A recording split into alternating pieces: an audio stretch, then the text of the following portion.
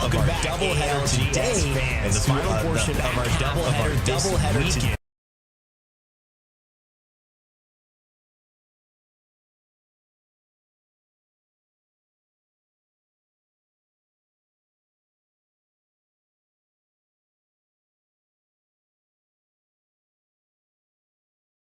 Going head-to-head for the first time in the official league. We cannot wait. The excitement is palpable. I can feel it from across the screens into your living rooms, and I hope wherever you're watching, you're having a great Sunday afternoon or evening. My name is Rain Day. I'll be hosting alongside two gents you know well if you've been watching us earlier on in the day, or if you're just catching the Americas because that's what you're paying attention to. Well, let me introduce them back to you. It's Onset and Gaskin riding along with me in this journey. Mark, this is one that we have been waiting for a very long time. We're about to eat good, everyone. This is going to be a show to remember, I think. Whatever the result is, one person in particular is going to be far happier than another. And I think it's just, it's going to be a very, very good day of action for a number of reasons. We've got 20 teams in this lobby. We're closing in on regional finals as well. So Sapporo feels like it's getting closer and closer day by day. And this is the perfect setup for that event. And I can't get off the headline here, Dan. This is just fireworks. We haven't seen these two against each other since they joined up over a year ago and created the super team. It's now time to put their money where their mouth is in terms of saying who really is on top yet again. I think this could be the best thing that could have happened for the scene, if I'm completely honest. I mean, yes, okay, they were the super team, they won an event, but I think we've been wanting to see this rivalry for quite some time. Well, we kind of did see the rivalry even when they were on the same team, let's be honest. But now we get to see two of the best IGLs in the world going up against each other once more. And just HAL IGLing again, I think is going to be great for the scene as well. Decent teams. I would actually say decent friends, good teammates, but even better rivals. And even as you mentioned, across their time on Falcons together, they had different ways of seeing things, and it's resulted in the parting. We'll jump into a little bit more of the details of what's been happening in this midweek break before the split and after the split. But I want to introduce this show topic, which is a rivalry renewed. Mark, it kind of goes without saying, but in many ways, this is a resurgence of an Americas that is maybe the most competitive Americas we've seen in years.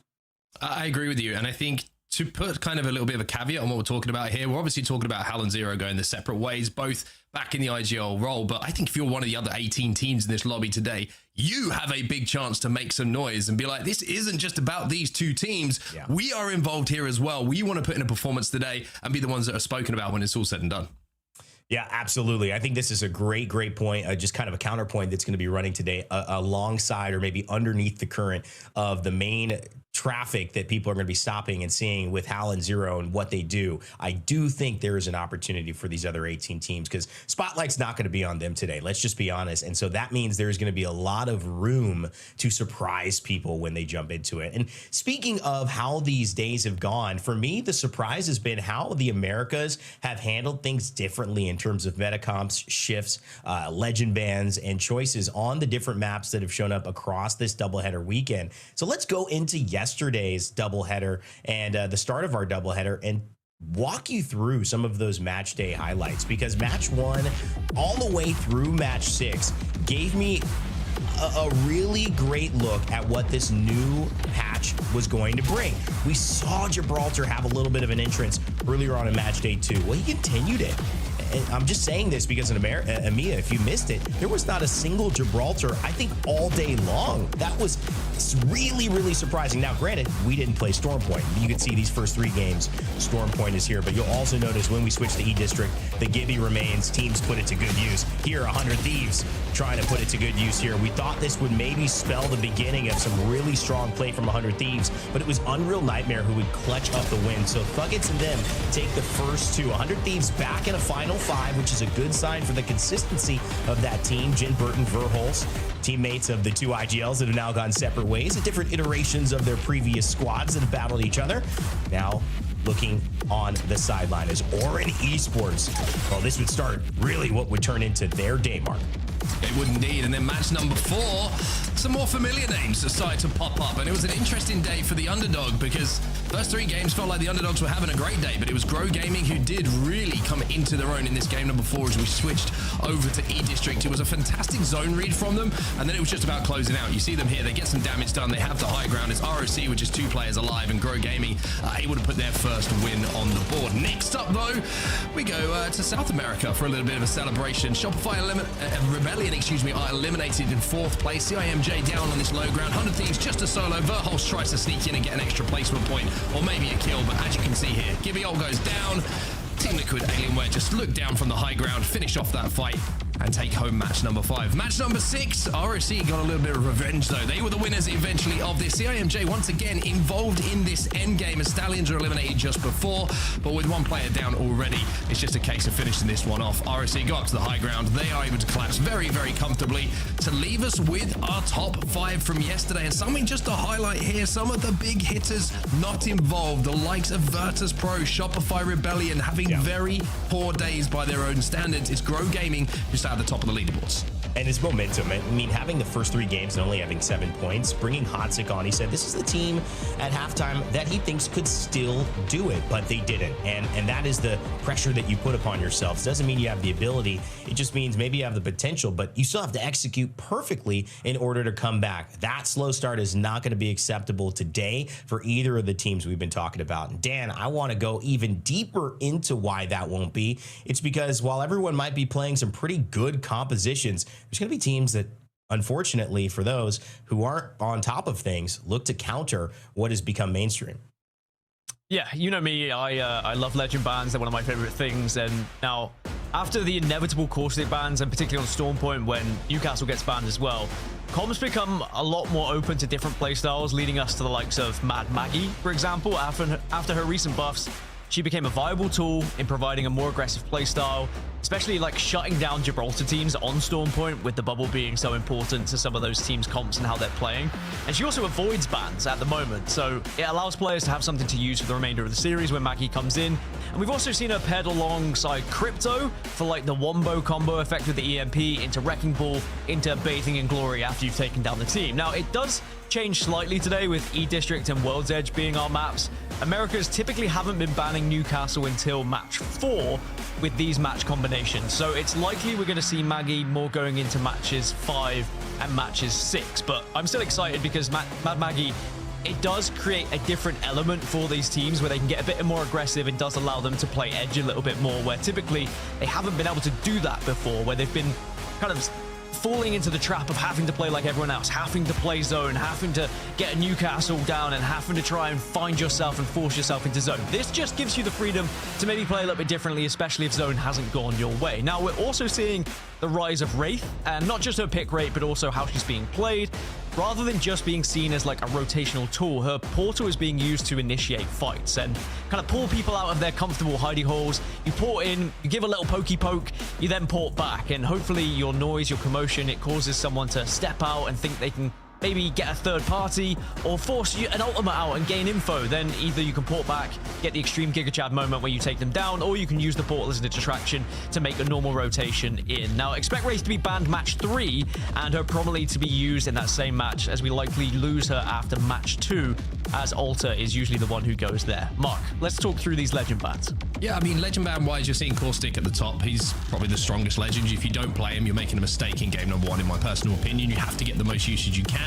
And then you are starting to see maybe a little bit of a change as we see kind of going through the match days. Newcastle's being banned as it is very popular in Americas. Alter, you would imagine, will go pretty early today, considering we're starting on E-District. But another contributor to the ability to play these different legends is weapon meta as well, and the little adjustments that were made to some of those marksman weapons. And much like Caustic being the number 1 ban, Peacekeeper is still number 1. Even with the slight adjustments to that choke damage, it is still very, very strong. But the G7 Scout, as you can see, has now become the most prevalent second weapon. That is for 2 reasons. One, it has the accelerator, and the second is the nerfs to the 30-30. The headshot multiplier now has been reduced slightly, so there's no more two-tapping people on blue armors. So you're going to see the likes of the charge rifle falling out as well with the nerfs, and all of this contributes to just being able to cross a little bit more ground without being taken down. So all of these things are kind of wrapping themselves together and have to be taken into account for all the coaches, players, compositions. It's just a really fascinating time whenever we have a patch to see what happens afterwards. It's great to get that analysis, fellas. And, you know, all those things coming in after our midseason patch, which, as you mentioned, yes, adjusted 30-30s, also adjusted the RE45, which if you look at the first start of the season, we had seen in everybody's hands. Now, actually, that nerf, acknowledged by the devs that maybe we went a little too far, actually gave it a little buff in this latest patch. Players still haven't caught on, or at least decided it was worth their time, but we'll see. Maybe we see some moments where the RE45 comes back in. Of course, out of Ballistic Special Arsenal.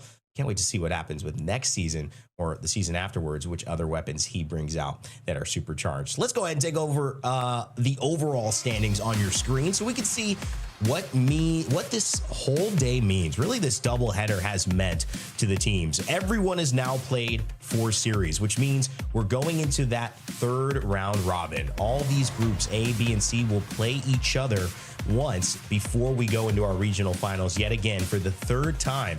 And as it stands, KCP are at the top. Grow Gaming with their win yesterday. Go join them at 2nd place after 4. And then SR with their actual decent games the other day, but relatively slow start.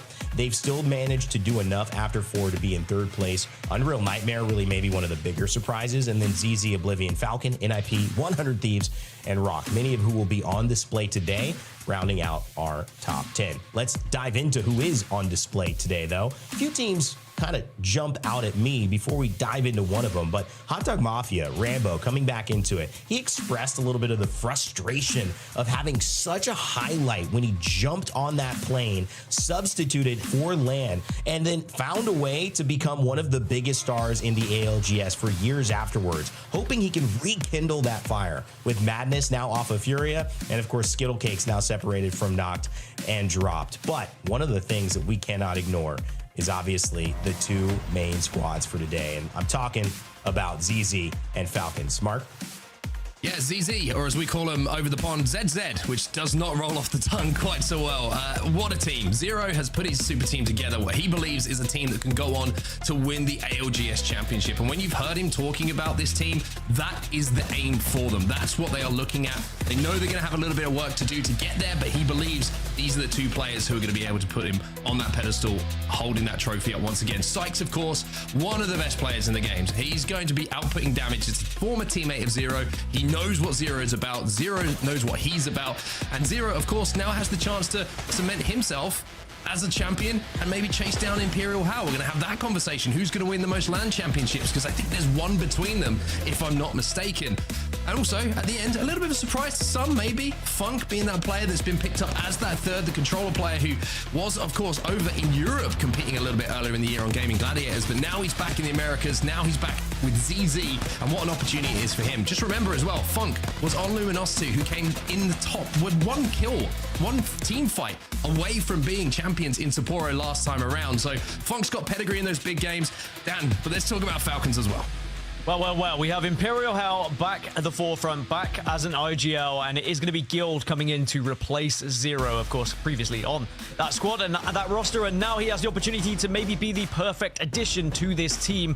We know full well that Imperial Hell is a fantastic IGL and is going to be able to lead anyone going forward, but having someone with the firepower of Guild, being able to just go in and 1v3 teams at times, just means this roster becomes even more scary. I mean, we already know what Waltzy can do alongside them as well, but I think mostly people are excited to see How back as an IGL. I think that even though he is a fantastic fragger and obviously played incredible on this Falcons roster, I think IGLing is what he loves, is what he's passionate about, is what he's confident in, and we are going to see How enjoying the game a little bit more again. So I think this is going to be entertaining to watch, and the real question is, will Scrims carry over into Pro League here? Because we know Scrims have been very interesting to watch between these 2 teams right now.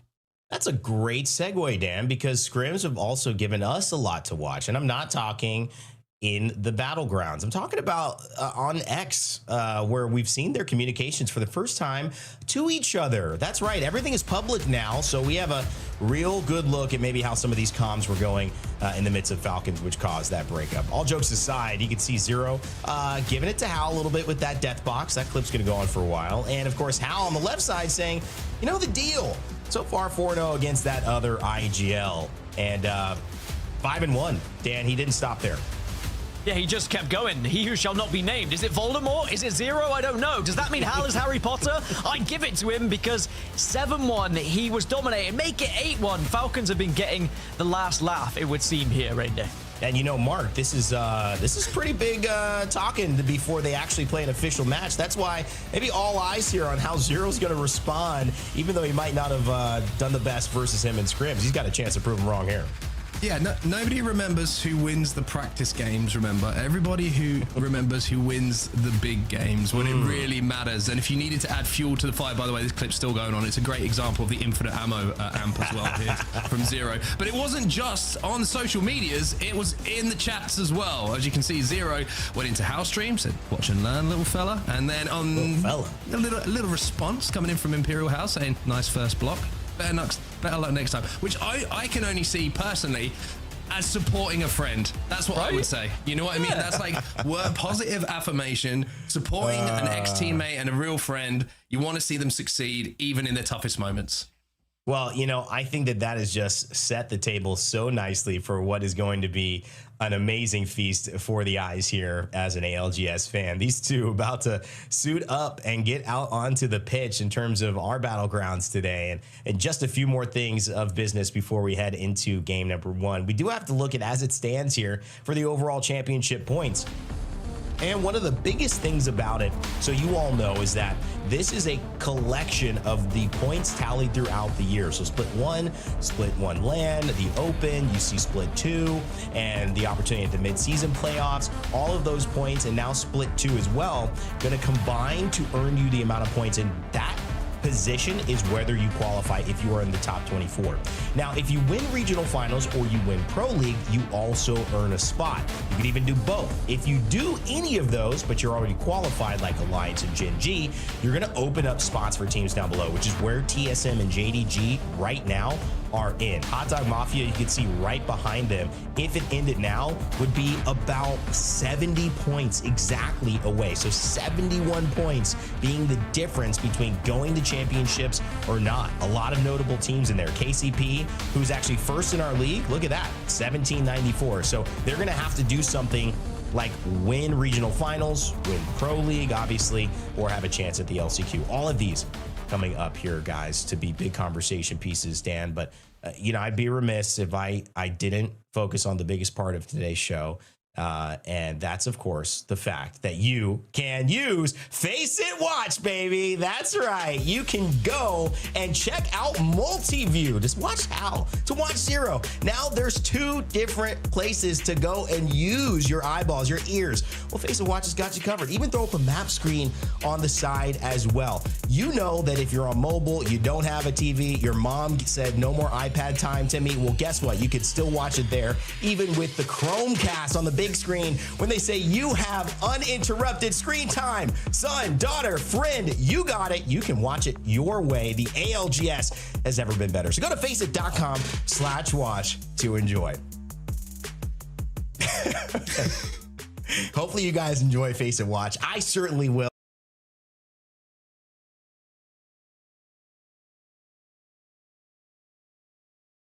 I'm sticking with you.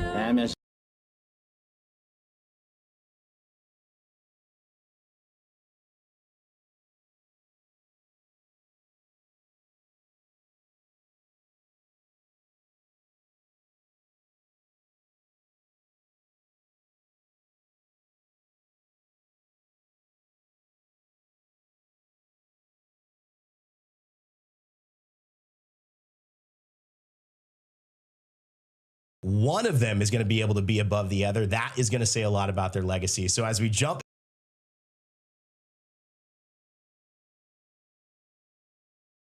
into game 1 and finally see Hal and Zero take sides against each other again, I hope you guys enjoy and do it justice. I know you will. Onset Gaskin, take it away.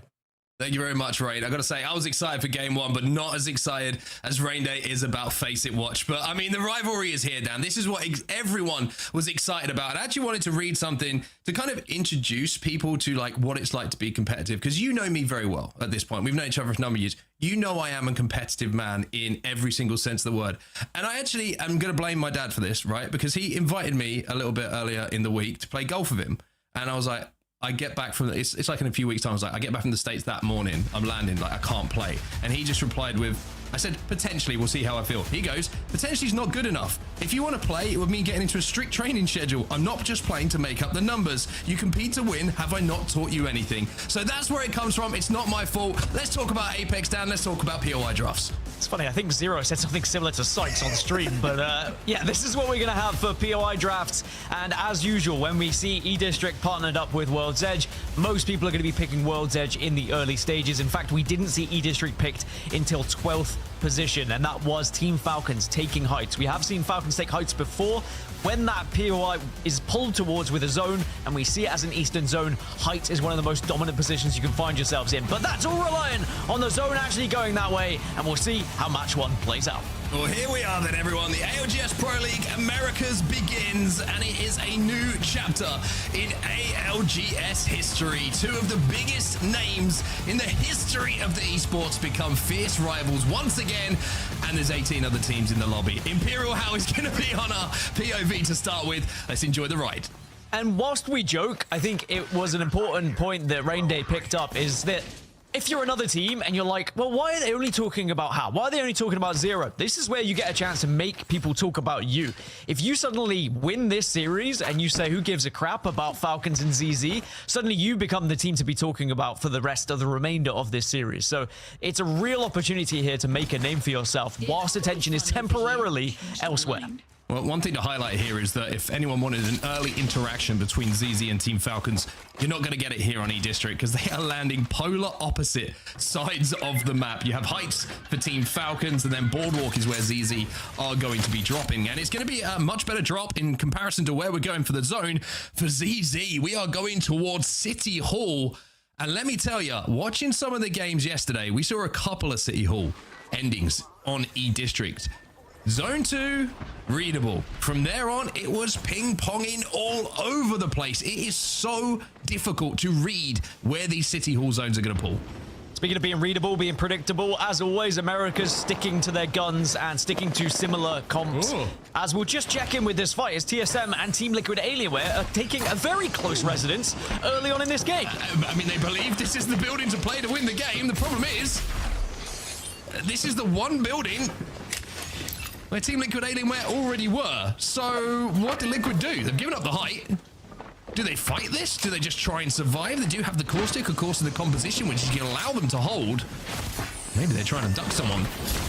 Using the ulti Q here. Not going to find someone this time around. Castle will go down. Liquid Alienware have made it clear what their plan is. They are not moving. Yeah, they are happy to bunker down, and they say, look, maybe we can be friends, maybe we can be neighbors. You don't have to attack us here, but you're going to have to constantly be on your toes here. Oh, as I say that, Neasel's gone down. Maybe this could be a chance for TSM. I mean, Panic gets the pick. And Panic now going to try and swing through, but you're seeing the caustic gas being such a problem to capitalize on that knock. Newcastle all forcing the composition as well. Duke's going to have a peek. Evo advantage now is heavily in TSM's favor, but they can't capitalize. It's the caustic gas that's causing so many problems. Just bleeding through that health. This takes me back to the point I was making. 17 teams have the same composition. We've got Caustic, Newcastle, and Alter. All of them going for the same thing. We do have 19 Caustics in the lobby, though. Only a few teams differing from what is the standard set here by the region and what they are playing. We've got 3 Cryptos, 3 Wraiths, and a Watson. Now, we will keep an eye on those Crypto and Wraith teams because this is something we were highlighting at the start. Having that Wraith, having that Crypto can just give you that possibility of maybe countering some of the norm that's happening here in these games. Well, DMG are chasing down KCP. They already managed to knock one, and DJ Killer's going to find another one here on Mav. Now, DMG have been, shall we say, guilty? Yes, we shall. of playing a little bit of a frustrating playstyle for many, just ratting on a rotate, trying to find those KP and scrims, and they might have just done something similar there. We didn't catch the start of the action, but the fact that they picked someone off for free is an indication they might have been being sneaky little demons once again. Grow Gaming trying to abduct one of TSM or Team Liquid. They're not going to be too fussed about who it is, as Neazor will respond inside of that building, getting the knock onto Jen. Well, Duplex and Panic now are going to have to hold hands and try and stay alive. Is this just going to be a never-ending poke battle? No, Team Liquid say we are getting aggressive, and TSM eliminated. But now is there a chance for a third party here? Looks like Senna definitely having a look at it, but I think Liquid will stabilize and we lose our first team. Oh, what a start to this game. I mean, I think Team Liquid were a little bit miffed, to use broadcast-friendly language, that TSM even dared to enter the building that they found themselves in at the start of the game, and it's ended up, even though TSM initially got a knock, with Team Liquid Alienware vanquishing TSM and calling the building their own once more. DMG having a little look at height, seeing what's about at the moment. 14K have just managed to get a res themselves. Nano's back in the game. We saw Grow Gaming picking up that kill a little bit earlier on. But they're just trying to see if anyone's going to be rotating here, seeing if anyone's going to be going towards that ring console. Look at that comp as well for DMG. Not a single legend in those most commonly used legends. They've gone for the complete opposite with the Crypto, Wraith, and Watson. The only team, I believe, who is not running either Alter Newcastle or Caustic in their comp. So we'll have to see whether that can benefit them going into this first game. But yeah, a lot of early action and also a lot of early movers. There are only 4 teams outside of not just Zone 1, but Zone 2. DMG, Pioneers, Ninjas in Pyjamas, and LeaveNoWitness. Everyone else has moved quickly. Pioneer's still alive, by the way, and I think the DMG one player has been tasked with trying to find where they are. Hot Dog Mafia, though, they might be next. Skill Cakes is forced to jump into the Altar portal to get away here. The Void Nexus is going to be good enough to get him and his teammates out by the looks of things before they get eliminated and finished off as well. 14K, of course, who just came off the respawn to get back into this game, are going to be able to do so. Nano was that player to go down, but he's on your screen right now. But I've got to say, this has been somewhat of an electric start here to this match day, especially just in match number 1. I always like a little bit of early fights, especially when they're not pointless fights as well. It was a very important one. Both teams wanting to try and capitalize on a building that is going to be what they think in the late game. So it was a fight worth having. Sadly, maybe it just took a little bit too long and it allowed another team to get involved as we check back in with DMG. Again, one of the few teams has just flown onto Pioneers. He's flown onto the remaining player of Pioneers, but I think Pioneers have got the res off. They have. So now, Jay has done everything he could. DMG, if they lose this fight here, will be furious. And one member of KCP is going to be above them. Again, they do have the composition which can just give them that extra little bit of info. That EMP could help them out as well, but Chaos was a little bit separate. That's why we saw him just drop those Watson fences, play a little bit more passive. But now both teams do reset, and maybe we'll get a more traditional 3v3 between Pioneers and DMG there. But here's the overlay of what's happening. Only 4 teams outside of the zone. You can see there's action happening on the southwest as well, down towards Neon Square. Isn't it fascinating, though? I mean, if you look at the map overlay just off of that zone before we got the info of where next zone is going to be going, it kind of explains what I was trying to say about these city hall zones. Nobody knows where it's going. Nobody is committing to one side or the other. Everyone is just kind of playing a building somewhere in the vicinity and having to wait for zone 3, zone 4 information before they plan those rotates. It's a very, very tough zone to read. And even though it's looking like it's going north at the moment, it wouldn't surprise me to see it pull back on that next zone. It's going to be a very interesting zone 4 ball, that's for sure. As you can see, Keon's just gone down to a charge rifle. ZZ setting up in a pretty good position, actually. If you look at where this zone's going at the moment, ZZ are somewhat central. So regardless of where it shifts, they should be okay for the next one. As LeaveNoWitness still taking this fight. It is going to be 14K going up against them, and they've lost another. I think that was a re-knock actually onto Blaze. He just got back to his feet. Very tricky. He's going to try and stick this res again, but the caustic gas is going to be ticking away. Now Zilac is left on his own. He might be able to find one, but there's the Newcastle Q. LeaveNoWitness eliminated. Second team out of the lobby, and 14K will claim those 3 KP. 14K doing really well. dropping a portal there just to make sure that they had the fallback plan, but then being aggressive in the right areas, recognizing that LeaveNoWitness were a threat in that spot to what 14K want to do in this game. They want to control that southwest side and hope that the zone shifts their way. Keon's gone down again, by the way, just can't help himself. Sentinels in a similar spot to ZZ, just a little bit further north. And again, they can kind of sit here for quite some time until we do get eventually that zone 4 shift. Keon's gone down again, by the way, just for good measure. I think he's farming reses at this point. I've got to say, he's probably just trying to level up the Evo. Did see Grow Gaming move very early to this zone, so it might just be a case of trying to get the Evo up. Keon being the sacrificial lamb to that. The Sentinels on your screen right now. It's been a little bit Still funny. Yeah, still funny. Kazumi's like, I got him again! Guys, I'm frying. Can we finish this? Lectrum's like, I've got him! Keon's like, cool. I can imagine Keon just giggling as well. Yeah.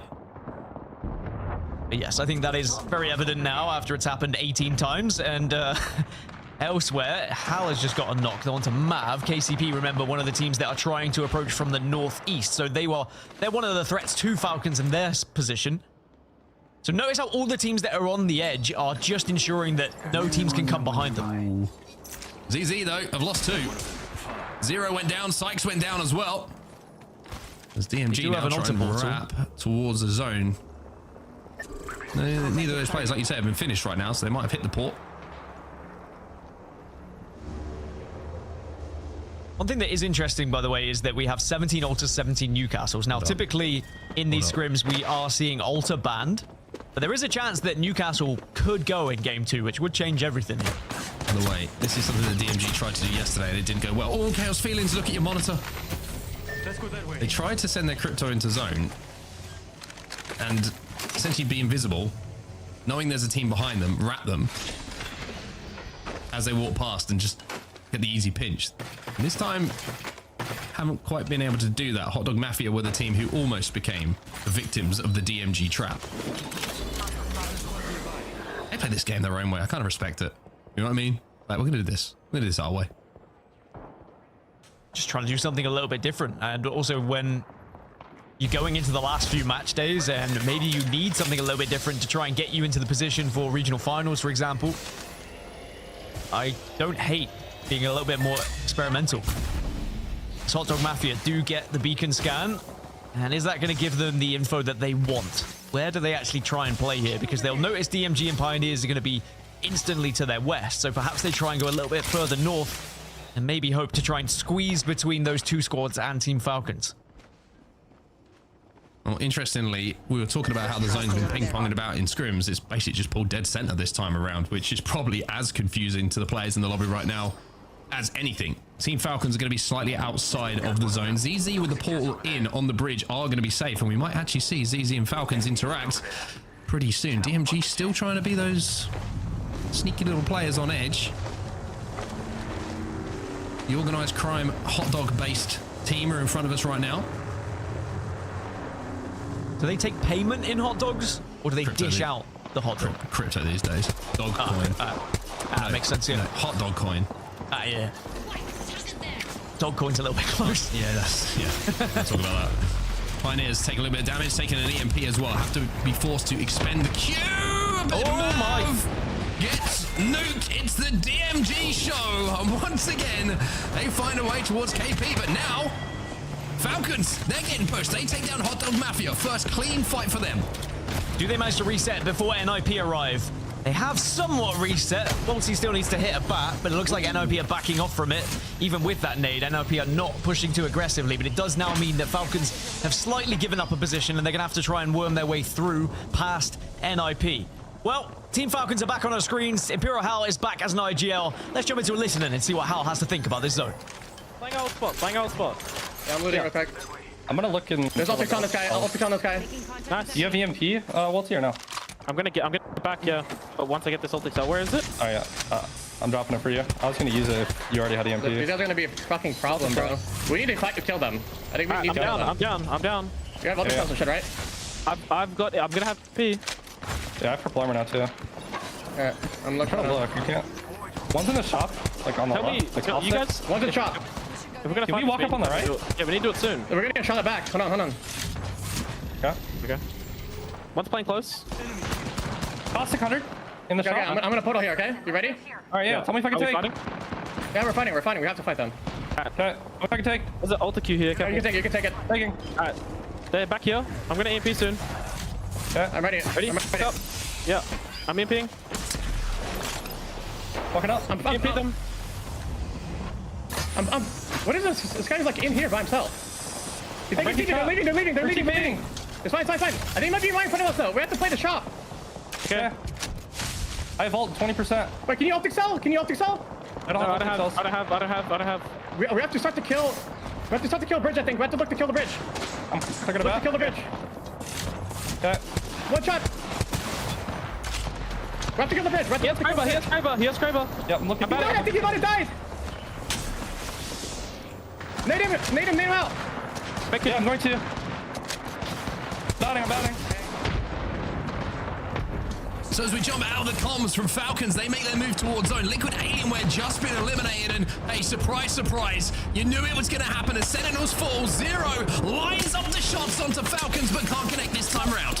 ZZ versus Falcons. ZZ have the high ground, they have the bridge, they have the Kraber, they have all the pieces to the puzzle. Guild has gone down. You could hear from Falcons as well that it was going to be a struggle.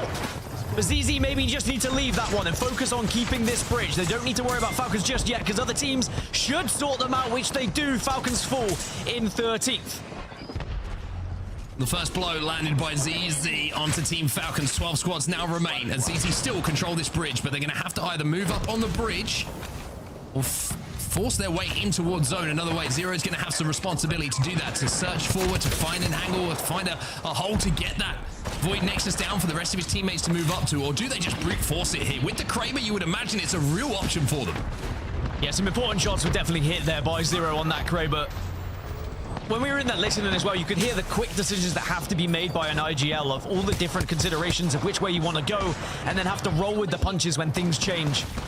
A team porting away, a team not taking a fight, a team you expected to fight suddenly not being there, and then having to try and force your way in an uncomfortable position. Now, NIP, speaking of uncomfortable positions, they're certainly trying to make the best of a bad one, just creating a base down below. ZZ trying to be patient here, knowing that they are in a pretty good spot, but they're also concerned about what could be ahead of them on this bridge.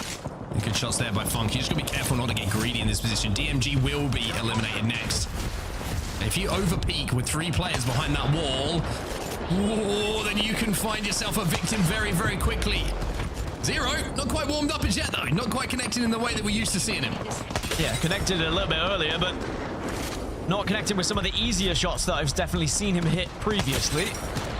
That's more like it.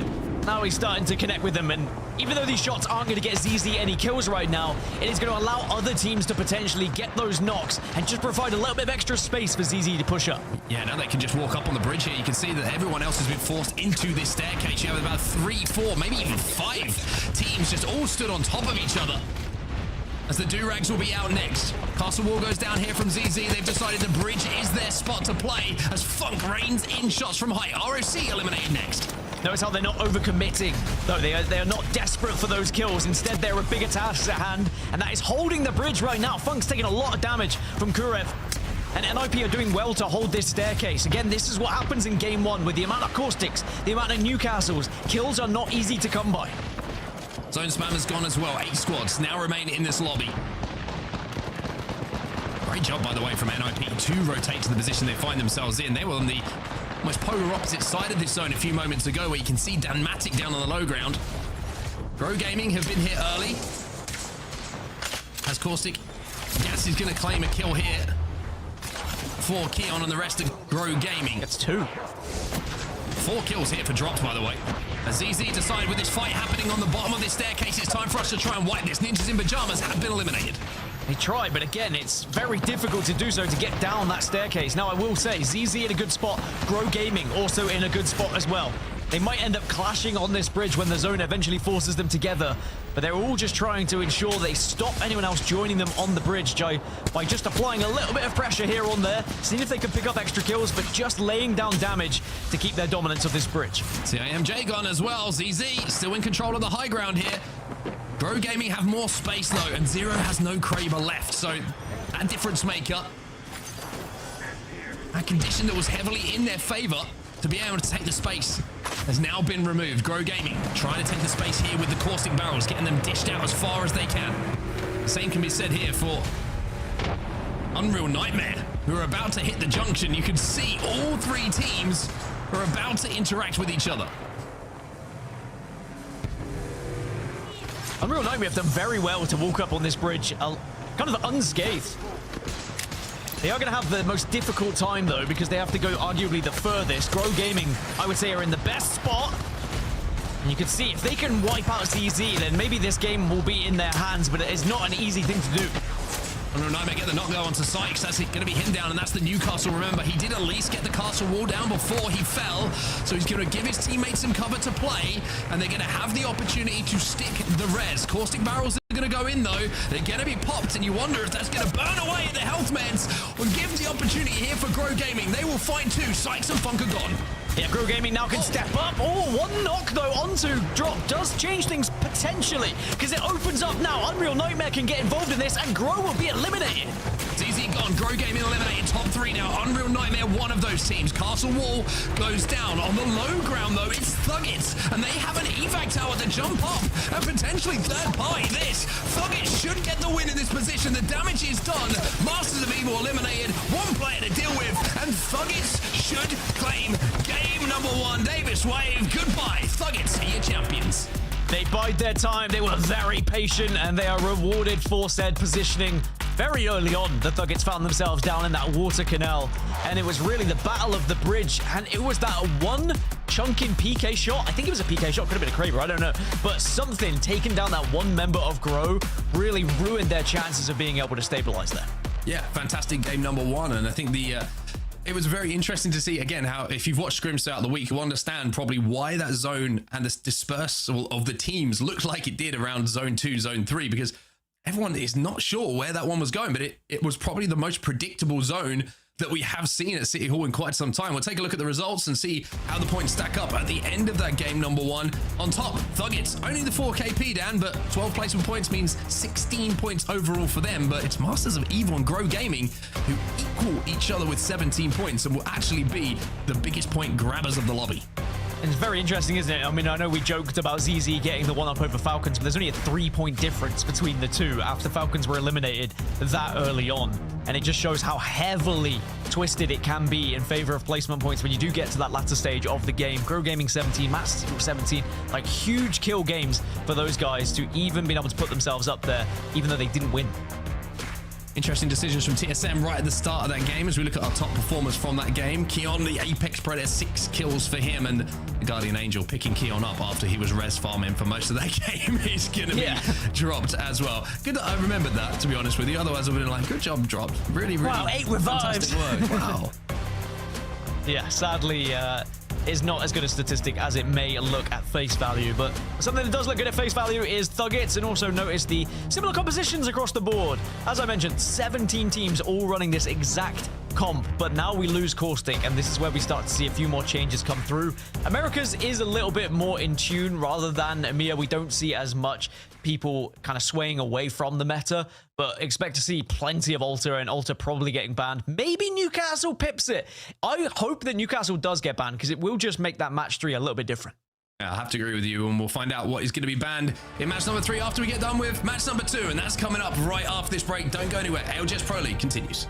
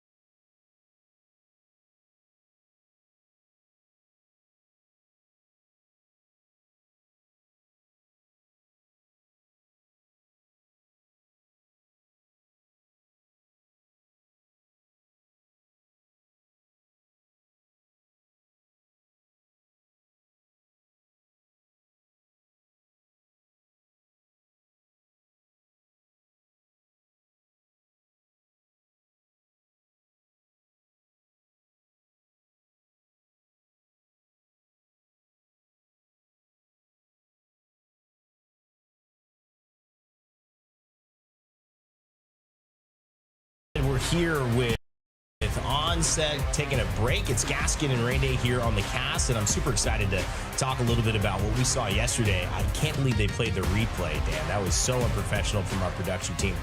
Wait, I'm hearing that THUGGETS just actually won 2 game ones in a row. I don't know how this occurs. We set it up, but THUGGETS seem to be the ones kind of making their own story felt, and I love it, Dan. Like you said, like you have a chance now to make a name for yourself here and take the attention away from the obvious when it comes to this match day. And THUGGETS were able to get themselves in a nice position down in the canals, but also it's a very difficult one to hold. But they did very well to avoid some gunfire, also play it safe, use those tunnels to their advantage, but also pressuring teams at the right time to ensure that they weren't an easy target. All the meanwhile, that shot onto dropped, I think, changed everything here because it meant Grow were in a 2 versus X situation where they weren't really able to stabilize. They got collapsed on by the other teams, and it ruined Grow's chances of winning that game. I think it would have been difficult anyway, but look at THUGGETS down below, sitting pretty, and then what changed things was the fact that they had the evac tower to be able to get up onto height here, so they had saved it perfectly, bided their time, they waited for their moment, and they took full advantage of it. Man, I like the composition that they've been running with as well. I mean, yesterday, Grow Gaming and Keon, we interviewed him, and he said, you know, we didn't have the Gibraltar there, and we were caught in the open space for a zone pull. In this situation, everyone's still going pretty heavy with the Newcastle and the Caustic, but using the altar to navigate some of these moments. You're right, they had the evac, but maybe there would have been a tricky altar portal as well if they didn't. I think they took the best choice there, though, to be efficient, and they also stayed out of line of sight of that fight. So great stuff from THUGGETS. The question now is going to be, can they put it together again and again? This is a team that obviously needs results today, but a big win on E-District, Caustic banned now. Excited to see what they pull for match 2. Yeah, and whilst they did win the game, there were teams that got more points than them because of the kills that were found by other rosters as well. So it's great from THUGGETS, but also it's not mind-blowing. It's not like they blew all the other teams out of the water. Instead, there are other teams that are still ahead of them at the moment. But it is only match 1 that's done as we do lead into match 2. Now, remember, Caustic is going to be banned. Expect to see a ton of Alter in Newcastle still. Usually, Alter is banned in scrims, but there is potential that we could have a tie, and maybe that tiebreaker could end up seeing Newcastle disappear as well, which would certainly shake things up going into match 3. And looks like I was correct. We've got 17 Newcastles and 17 Alters. But sadly, I think that still does mean Alter gets banned because there was no, it's a straight 50-50, excuse me. So we'll have to see what happens. We'll have to see who wins this game and whether we see Alters and Newcastles, etc., etc. Well, either way, it's really going to shift the way that you play this map because the Newcastle gives you the safety in the open and the Altar gives you the traversal when it's not safe. So one of these two things going to collide with each other as the northwest side of the zone will have its day in the sun. City Hall kind of going to be the center point, Boardwalk, Resort, Blossom Drive, Neon Square, all around this area. Liquid Alienware starting up on top in Resort, TSM already in their move. ZZ, a team that had been hot off the presses in terms of the news this week, starting at Boardwalk with obviously that recon beacon. So they'll be able to see that this zone is pretty much right where they are. It's gonna be a pretty slow game for Zero and Squad. And the other side of things, Hal and Falcons, they're gonna have to make a long, well, I guess westward journey out west, try to find that Hollywood life, or maybe just figure out a way to survive. Well, TSM and Team Liquid Alienware fighting early again, and this time TSM looked like they were getting the better of Team Liquid, and Team Liquid are having to retreat. So this time, TSM can claim this building and can hold it as their own. One thing I'm noticing as well, and you might be noticing at home, is the amount of ramparts. 16 ramparts. So that means 16 of our teams are running Newcastle Alter Rampart, which is pretty crazy. We're seeing a lot of 14 teams, excuse me, a 70% pick rate on that composition. Then we're seeing 4 Watsons, 3 Cryptos, and 3 Wraiths. So a few teams running somewhat of a countercop, running the Wraith, running the Crypto to try and maybe disrupt these teams who are looking to hunker down a little bit with the amped cover and, of course, with the castle wall. I like the Crypto. I think Wraith is really turning into a comfort pick. I think taking away what Ashe was so good at, which is just her mobility with the phase breach, but again, the second mobility, and then the individual mobility, and then the disruption of enemy players' mobility. Just kind of dialing that down a little has been enough to look at Wraith again, and she's been in a good spot. She's just been, you know, outperformed by a character who in pretty much every Apex Legends game is picked 1 out of every 3 times, which is unheard of pretty much for any character in the history of Apex to have that high a pick rate for that long. So it's certainly a counter, and in some ways, Dan, I think it's just good that Wraith gets a chance to be experimented with again. She had some recent buffs. They've changed some of her perks several times, and I think she's in a really good spot. I mean, as soon as Alta goes, expect to see the majority of the lobby on Wraith as well, because that is the natural fallback. As you can also see why Rampart can shine. It's not just the amped cover, but also Sheila provides so much extra damage against the castle wall, against the shield, and Team Liquid Alienware will be eliminated. So they were the first team to get an elimination in match 1, taking down TSM, but this time they were forced out into no man's land, and Sentinels will now wipe them from the face of E-District. The former Empire Gaming roster now with Sentinels. Wouldn't that be fun? If 2 versions of rosters Empire Gaming have had represent them win both match days. So far, so good for Sentinels in that journey. Here's the man of the hour, Imperial Hal, on that classic Wraith. Many of the people who grew up watching Apex put this guy on the Mount Rushmore of the game. You'd be remiss not to at least consider him.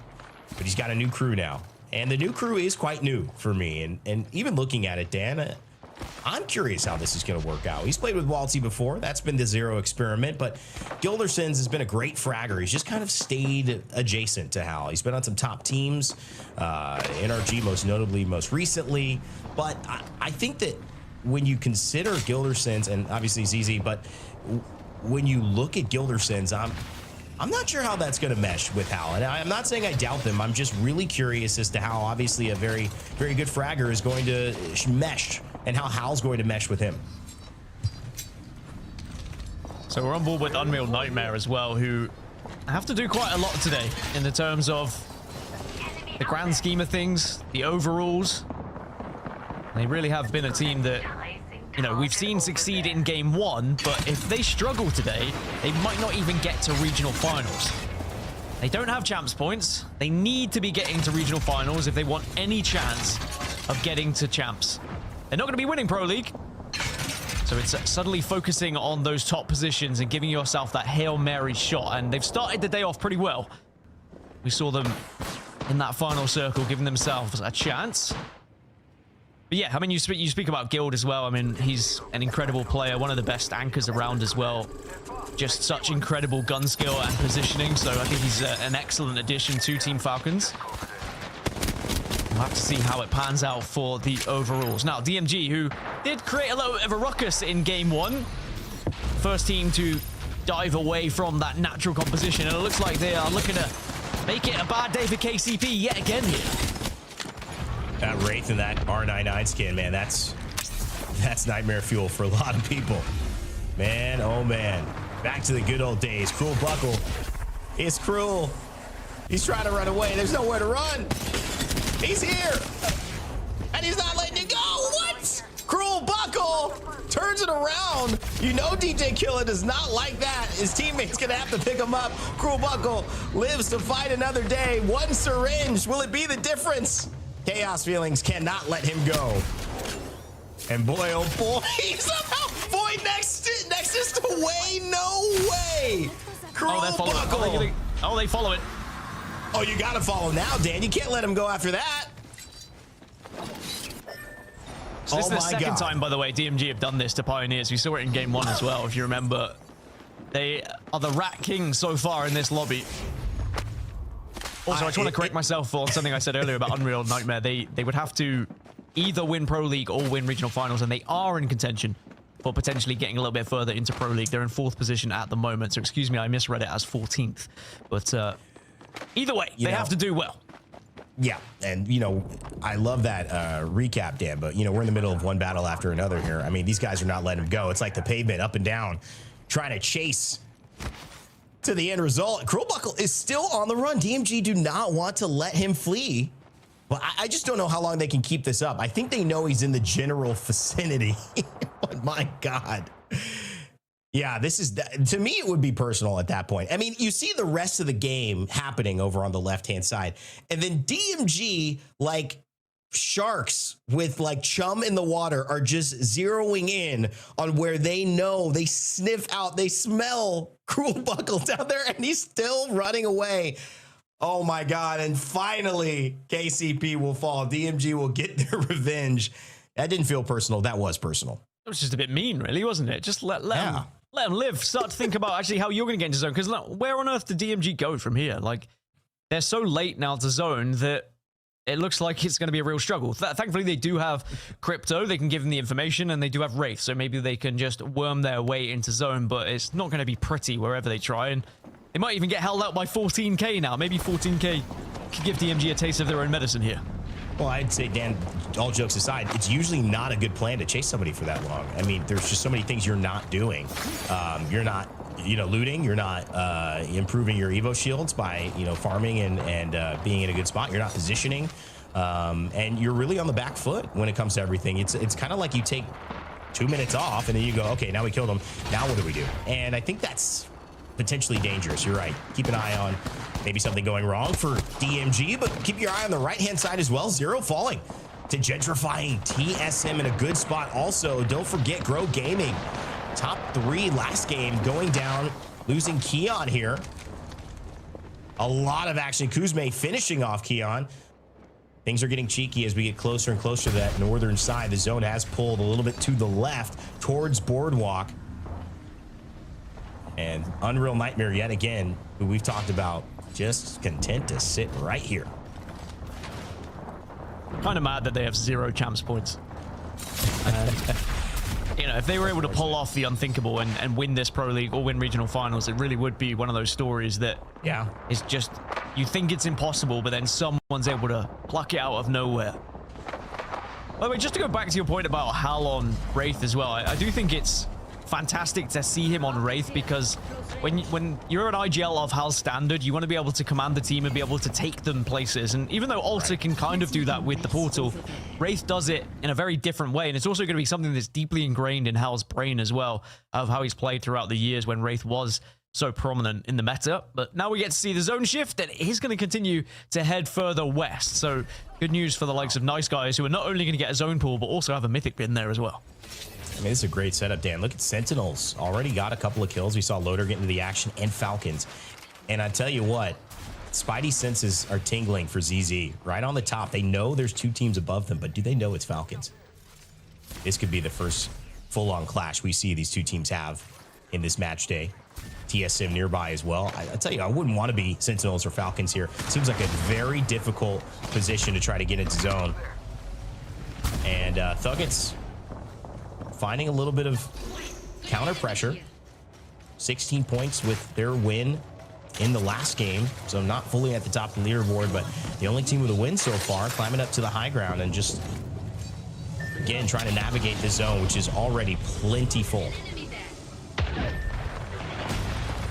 I believe Nice Guys got a Kraber out of that mythic bin as well, so not only have they got a zone, they've also got a weapon to do some damage with. Speaking of doing damage, that evac tower ripped away from THUGGETS. They're going to have to reconsider this one. 14K and DMG both looking towards THUGGETS, and now are going to be holding them out. And that rotation is very much ruined. And with only 12 seconds before that zone begins to close, they're going to have to think about taking the fight. As ZZ have lost Funk, but Funk will be picked right back up. As I say that, he goes down yet again here. And ZZ are being pressured from multiple angles, it seems. I mean, they're holding a choke to where people want to go, but this is not the safest choke. I mean, this ramp leaves you completely exposed when you try to get off this Newcastle wall, so he's basically just waiting for some type of transportation or that wall to fall before they are exposed. Falcons on the other side of that wall. It felt like they were going to run into them. They chose to go on the outskirts. THUGGETS here going down early. DJ kill on DMG finds Vlorzy, and Nano picking up Din, but 14K Resonance trying to pick up a little poke as they peek through the zone, moving yet again and again. A lot of teams, Dan, fighting on this outside, trying to just find a place in zone. I think DMG maybe have lucked out with THUGGETS being the distraction there, because now DMG have been able to worm their way onto the southwest side as TSM down to just 2, but they will recover. get him back on his feet, and TSM can continue to hold this building. But Sentinels now beginning to push in, trying to take advantage of that player going down, and it looks like it's going pretty well for them. This is going to be where you see not only Sentinels getting into the mix, but ZZ as well. Funk is back up, and here's Sykes. Zero a little bit behind. ZZ have a chance to do something very difficult, which is push past Sentinels and find a place in the zone. Let's listen in on how Zero commands the squad forward. Fucking go somewhere.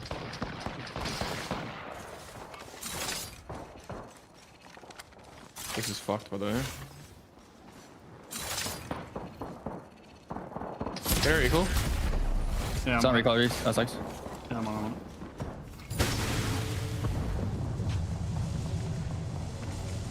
I'm gonna peek top bridge. I put it down. We take. Oh, not really. Recall On me? the recall. Oh, I'm fucked. Recall? I'm fine. We can probably They keep to the wall. They keep to the wall. I think I'm ping. Yeah, look at A-bus. Look at A-bus. Grenade me. Batting. Okay, nades. I'm walking up right, walking up Somebody right. nades on me. Good, take the fight, I guess.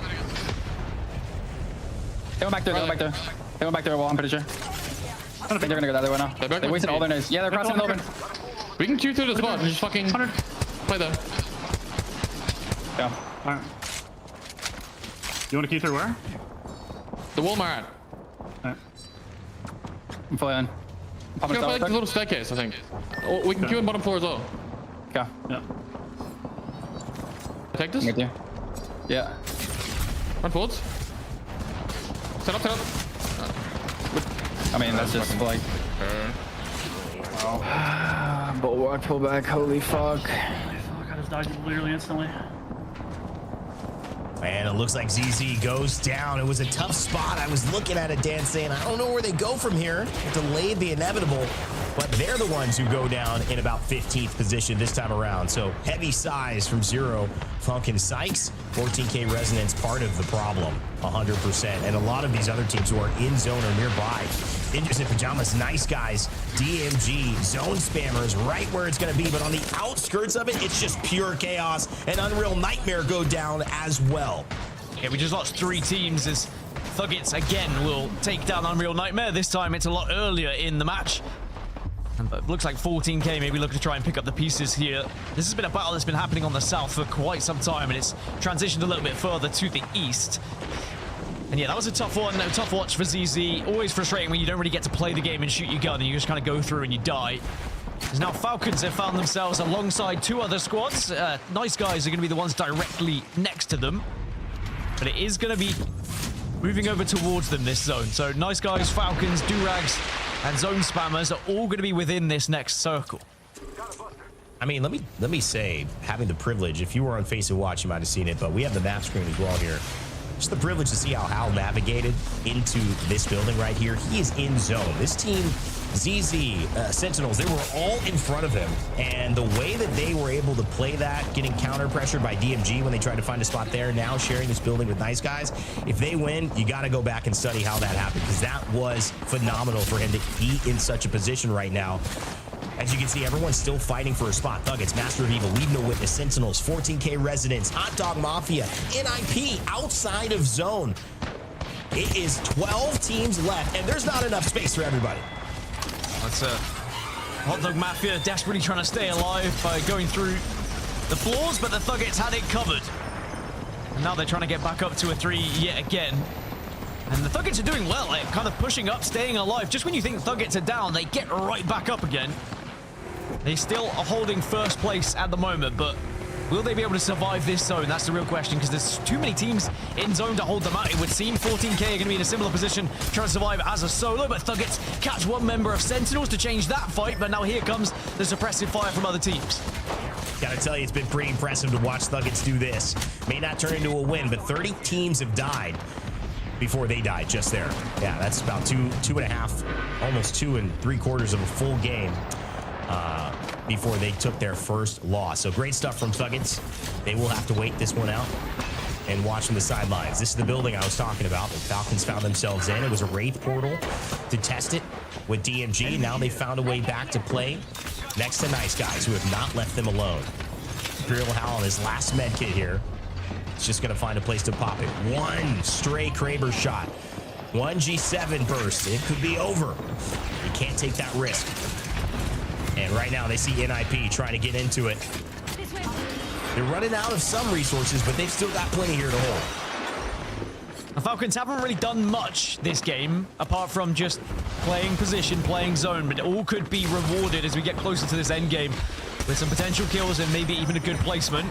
They're still only on 8 points. They find themselves in 11th position in the overall. They have just found 1 kill, though, as we're down to now 7 squads. Now, the zone is coming closer to this building than it is the likes of LeaveNoWitness, who are a little bit further out. The third building in question is no longer occupied by anyone.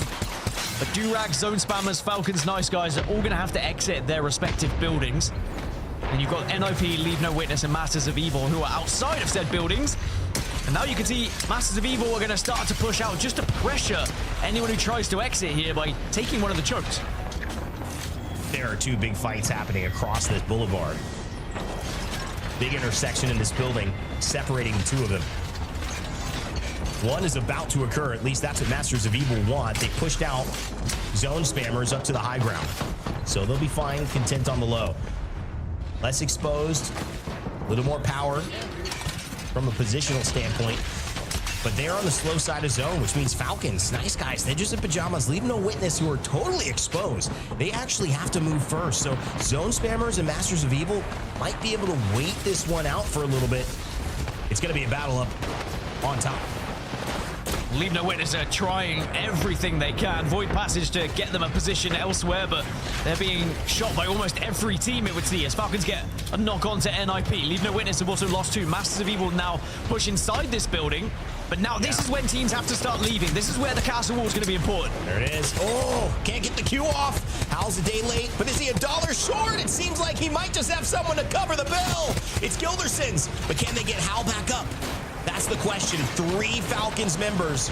Oh, that looks like a guaranteed win if they can pull it off. Masters of Evil fighting that second fight here. Gilderson's with the Sheila singing from high up above. Turns into the new kill leader. And this just could be 2 games where Hal is the IGL. And within his first chance of taking back Falcon under his wings, he wins. An incredible victory from Falcons. As I said, they hadn't done much in terms of getting kills in the early game. In terms of the mid game, they were just playing position, they were just playing zone, but they were rewarded for their hard work. They had the ideal position, they win the first engagement that they are asked to win, and then they have the perfect high ground above everyone else. And yes, okay, you want to pick Hal up, but I think the call was probably made. You don't need me at this point. You have such an advantage over everyone else. The zone's coming in, just do the job as a 2. And it was such a great, effective way. And I'm telling you, when you look at what, it looked like the fighting wise that they hadn't done, the positioning to get to that spot, it was a masterclass, because I could see it on the map feed. There were so many tried ways to go about it. There were so many attempts that didn't work out, but still the bounce back to refigure and then end up in that building. That clearly was the difference in terms of winning. Yes, they had to hit their shots. Yes, Gilderson clutched up, but let's just say Hal didn't even play his best. He missed his Wraith Q. He was a little bit too late on that. If he hits that Q, he probably stays alive, and it's all 3 of them, and that's an easy wipe. So at the end of the day, what I'm most impressed about is how they got to that position, and that just is why I feel in the deepest part of me that Hal wanted IGL back. I feel like those are the things that when someone makes a different call you don't agree with and it doesn't work out, it just hurts you inside. Like knowing you were right, knowing you should have done that thing, and then it comes back to bite you. Well, now Hal has no one else to blame, but he also has no one else to thank for these types of decisions. Incredible start to the new Falcons here. Only 2 games and now already a win. This example is a coincidence. I don't want to focus on Zero just because we're talking about Hal, but for example, when we were watching ZZ, Zero makes a call. They're gonna void passage through the wall. They're gonna play the stairs. They void passage through. They get absolutely obliterated. And you could hear Sykes and Funk just being a little bit frustrated that they didn't get a chance to shoot their guns. That's when you just trust your IGL to make the call, and you live or die by your IGL sometimes. And sadly, in that instance, they had to die by their IGL. But sometimes your IGL can get you into a position like Falcons just did, where suddenly you find yourself in prime real estate on top of everyone else, and you get to pull out the victory even as just a 2. But the new man that's arrived onto this Falcons roster, Guild, what an addition it does seem to be, and he partners so well at the moment from what we've seen alongside Waltzy and Hell. I mean, it's unbelievable. I was saying, how's this going to fit? Is this the right mesh? Well, on paper, certainly. And listen, no one's doubting Gilderson's accomplishments here on paper. I think it was more just the personalities. How will they interact with each other? You know, Gilderson's bringing what he brings as a person. Will that ignite Hal? Will that settle Hal down? Will that make Hal curious about different elements of his game to allow Gilderson's and him to build off of each other? Of course, Waltzy's been there for a minute, so he has less to adjust to, but just such an interesting dynamic to pay attention to, guys. We told you this is going to be fireworks. It already is. 2 games down, a third to go on E-District before we switch up to World's Edge. What a day of the ALGS as we come around to closing out our doubleheader soon. Game 3 after this.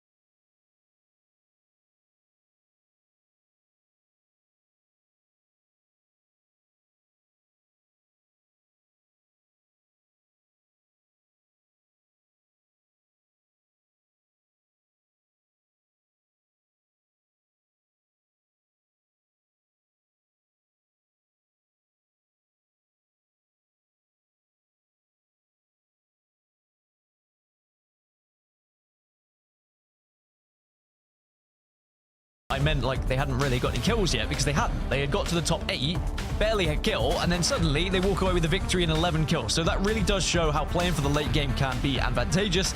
That's a tale as old as time. Now, one thing I do want to point out is that we did have a tie in Legend bans between Newcastle and Alter, and Newcastle was the one that got banned. So that means we still have Alter for match 3, but that does shake things up a little bit going into this next one as to what we see in terms of Legend selection. Yeah, it certainly does indeed. And to be honest, Caustic and Newcastle going early, I'm here for it. I think it's going to make a very, very exciting rest of the day. And I just want to give a huge amount of credit actually to Falcons that last game, dropping over a height, by the way, having to make their way all the way across the map to get into that zone.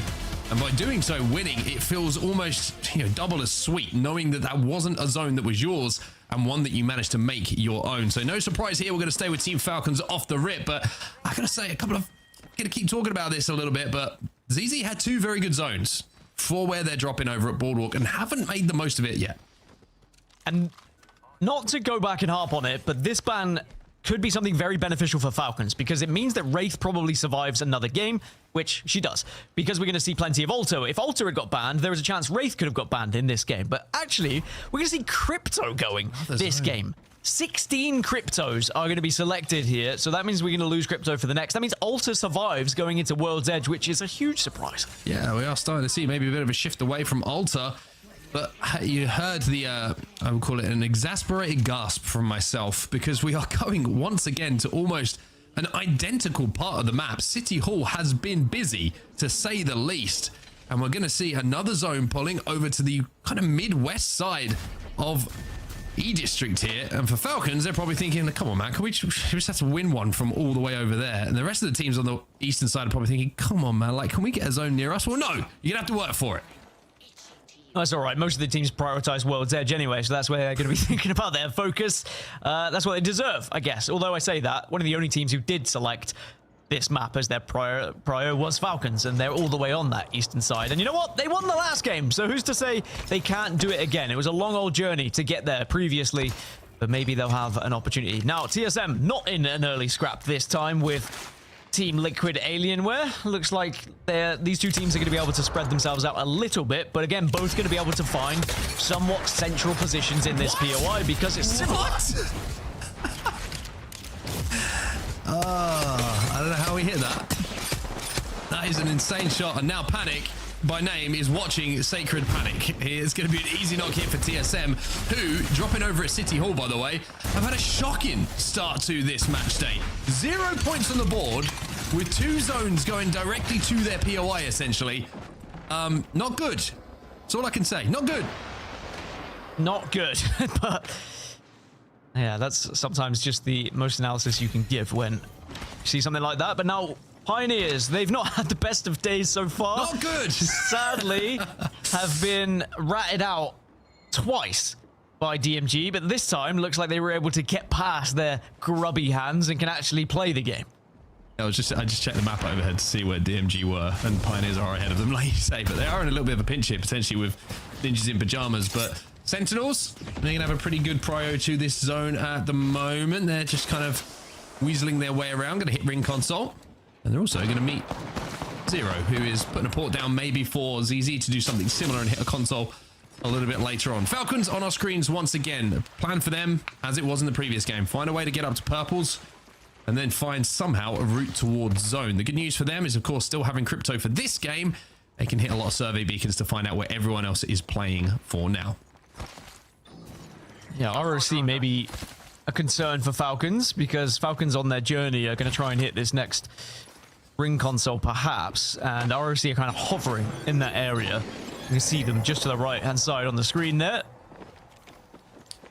Are Falcons aware of them? But yeah, then now they will be.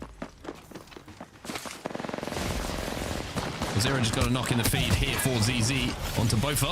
As we jump over to his POV, they're not only getting the knock, they're getting the finish as well. And ZZ looking to pick the pace up a little bit here. No surprise to see that. A couple of EMPs are going to be exchanged between the two teams. Sykes looking to get on the board here in this game, but Funk's taking a little bit of damage, and I'll have to just slow this down for a second. Sykes looked like he was waiting for permission to push. He was just like, come on, please, let me go, let me go. Sometimes you just have to hold them back. You have to play the patient game, as they will take the portal back. And they will continue to hold this western side now. They'll have the entirety of the northwest right now, up towards Boardwalk, and maybe they can use that survey beacon to their advantage a little bit later as well. Zone 3 info is going to be really, really vital here to some teams who are arriving late, because there's a huge dividing wall that we're looking at right now with the two chokes between where this zone is going to be pulling. So it's, do you hedge your bets on the southern side? Do you hedge your bets on the northern side? It looks like at the moment most teams are playing for that southern side. With how these E-District zones are going, at the moment it's kind of difficult to guess what's going to be the right decision. In the meantime, Sentinels do manage to get a knock and a finish, so that's going to be 1 point on the board for them. So many teams within this zone. ROC have moved their way all the way north, by the way. It looks like they might be able to pick up the remainder of a squad that they're chasing at the moment. I don't know whether they'll overcommit, but at the same time, they probably want to move this way anyway, and they almost get it. There you go. Durags will be eliminated, and ROC got what they came looking for, and now they will have the north and can transition a little bit more comfortably down. Don't have to worry about any teams that are going to be ahead of them. So it's only ROC, DMG, and Pioneers who are not within this circle. And now we're used to DMG and Pioneers not being in the circle. That's a tale as old as time when it comes to this map, it would seem. DMG are going to go down to Draft Point. They'll be hitting the ring console there. Pioneers are going to Street Market. They'll be hitting the ring console there. Because you said it, this next zone information is going to be very important. ROC also going to hit the ring console there. So the 3 teams who are not in zone are going to hit ring consoles.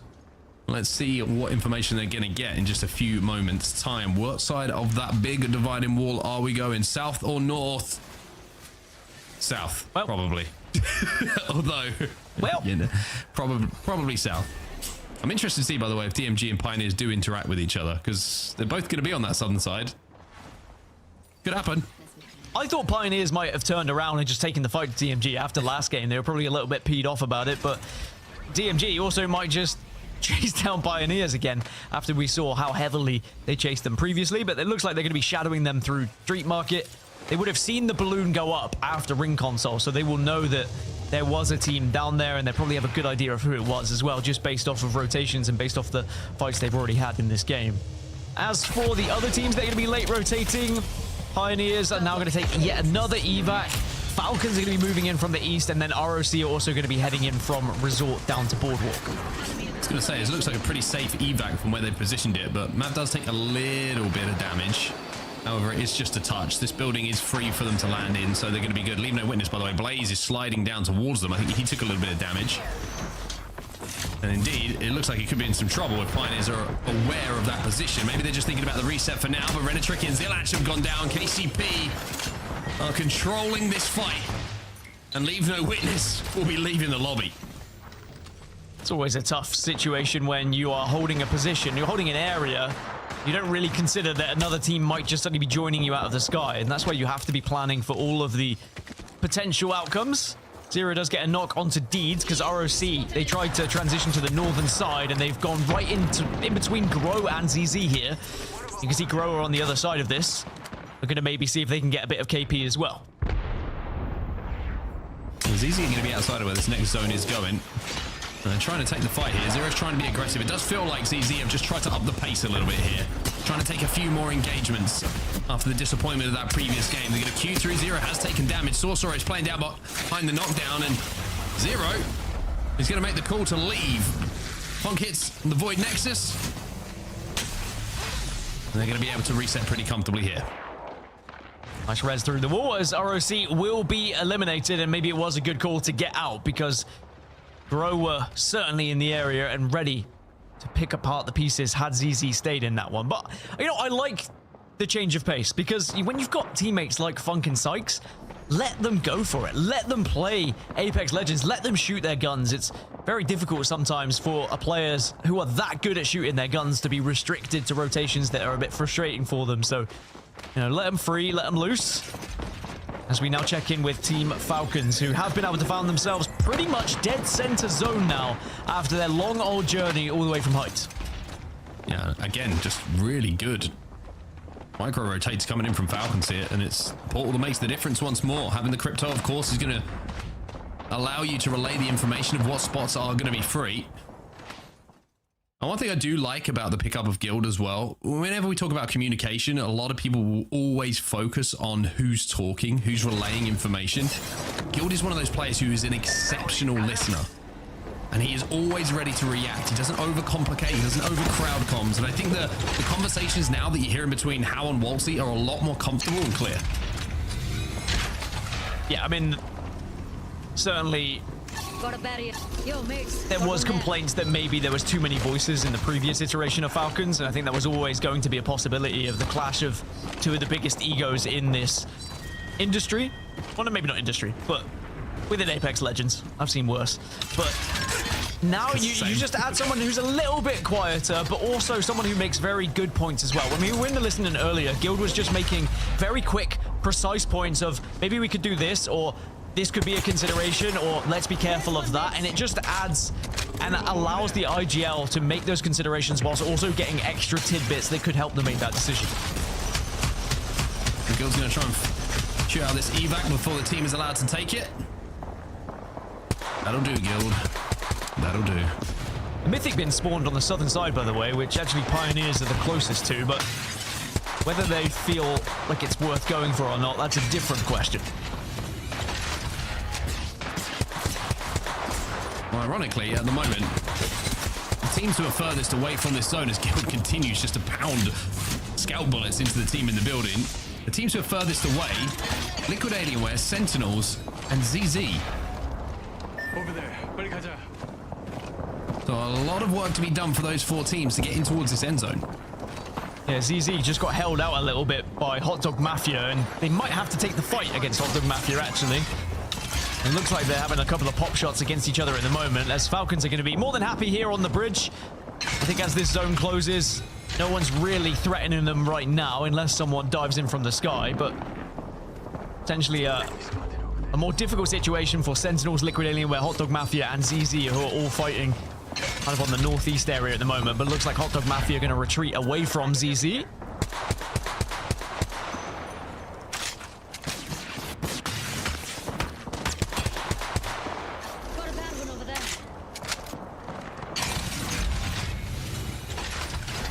The Falcons, I'm just going to stick with this at the moment. Just do get a little look at the map overhead, where the teams are going to be. Let's go that way. ZZ on the north, Liquid Alienware, Hot Dog Mafia between them. Sentinels trying to get some damage into Liquid Alienware at the moment on that map overhead. As Falcons continue, just it's a really good kind of illustration actually on the map overhead of how central the position of Falcons are, and they are going to be safe inside the next zone as well. Sentinels trying to force their way in though. This is one of the teams who have got to do some work to get to this endgame. Yeah, Liquid Alienware on the other side of this fight. Hot Dog Mafia are close, so if you're going to engage in this one, you have to be quick about trying to finish it off. And even with that knock, it's very difficult to try and press up on, and Lota's gone down. So Sentinels need to make a very quick decision here. Do you commit or do you try and back off? I think they have to commit. They've only got 60 seconds left. Masters of Evil will be eliminated in the meantime elsewhere. And Riley's just trying to find some targets at the moment. Q's out. Mega Knight's going to be... Should I say, Riley can actually be going through the portal to get away from this situation. Lota's going to be down for quite some time. 14k Resonance eliminated while all this action is going on as well. And the Sentinels have decided to rotate away from Liquid Alienware, and that fight that broke out has actually now allowed ZZ to rotate into that northern choke. And they're right below Falcons right now. Yeah, Falcons being pressured by the likes of Nice Guys who are trying to get up this bridge as well. Even though these bridges can be incredible to hold, it can be very difficult when you suddenly get pinched by 2 teams just coincidentally at the same time approaching you. You really have to have your head on a swivel and be prepared to take those fights and maybe get aggressive in certain scenarios where it's required. As Nice Guys did poke a little bit, but then will back off now.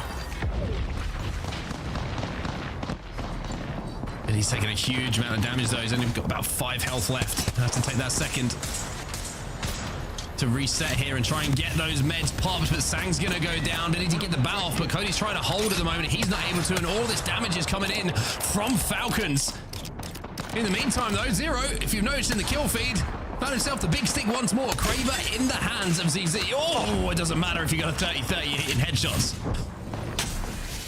Such an impressive play from Falcons to recognize where they had to push up, where they had to take space. They couldn't allow Nice Guys to hold that spot. Otherwise, they were just going to end up being forced between 2 teams.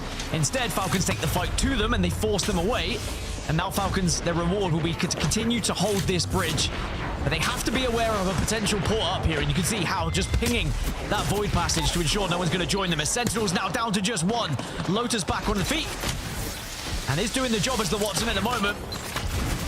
Back against the wall, quite literally.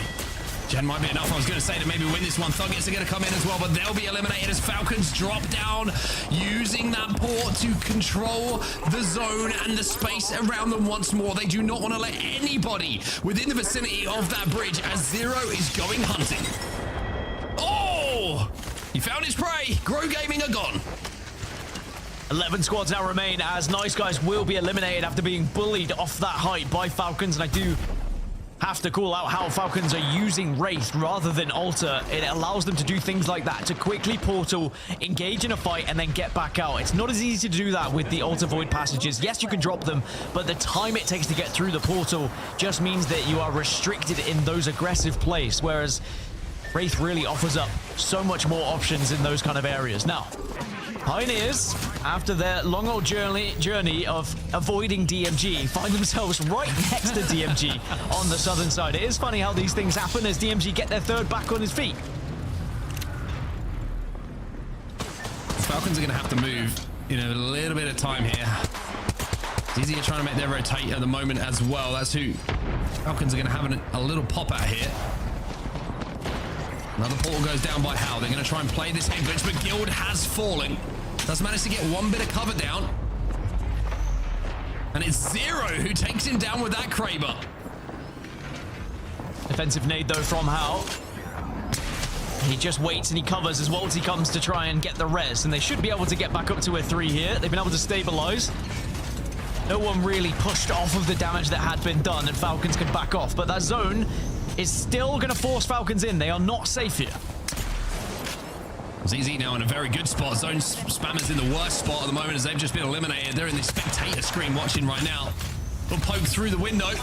Pioneer's going to go next. It's DMG who killed them again. They will not want to hear that name on World's Edge. Pioneers not been a good one for them. ZZ try and find an angle for a Kraber shot. It connects, but it does not get the knock. Zero happy to go into zone to take that shot. That window has just been the key for both teams to just poke and prod. And they both have been able to stabilize, but the nades are now starting to come in. Funk gets blown into smithereens, but just about stabilizes as well. Up to 5 kills now for ZZ. 9 squads now remain as well. Falcons is ZZ on the very edge, then towards the center you've got TSM, you've got NIP. Hot Dog Mafia are currently holding out DMG as well. We should probably go down to 8 squads quite soon unless DMG can do something spectacular. As now Zero starting to plan his form of attack, and here is the remainder of Hot Dog Mafia. And there is the end of them. 8 squads will be what we reside with. Yeah, unfortunately, therefore, Rambo falls apart like the US Ryder Cup team and just goes down, and that's going to be DMG who pick up another kill here to move into the top 8. 6 kills, by the way, for DMG. Falcons trying to scope out a place to play. The portal will go down, and again, How finds a spot to call home momentarily. Falcons find a space in zone. You can see how many teams are currently in the area as well as ZZ have taken a couple of pop shots. How's taking a lot of damage, is able to go into the void though to survive. This time the Q does pop off in time as it didn't before, and now Zero will port them up with the void passage, but ports them up into a lot of damage, and both teams struggling to get in here. Yeah, Walter's just been taken down as well. How's going to be on his own? He doesn't have his Q available to jump into the void for 3 seconds. If he can survive long enough to get that off, he'll be able to wrap through this zone. But one tick from that zone might take him down. How could be falling in the next few seconds, unless he can do what he does best, which is find a place to rat. Ninjas in Pyjamas now forced into zone. Thermite's going down. They jump into the building. They know they need to look for KP here, and the spray from McLovin might be good enough to take down CIMJ. They will win that fight, but McLovin will go down.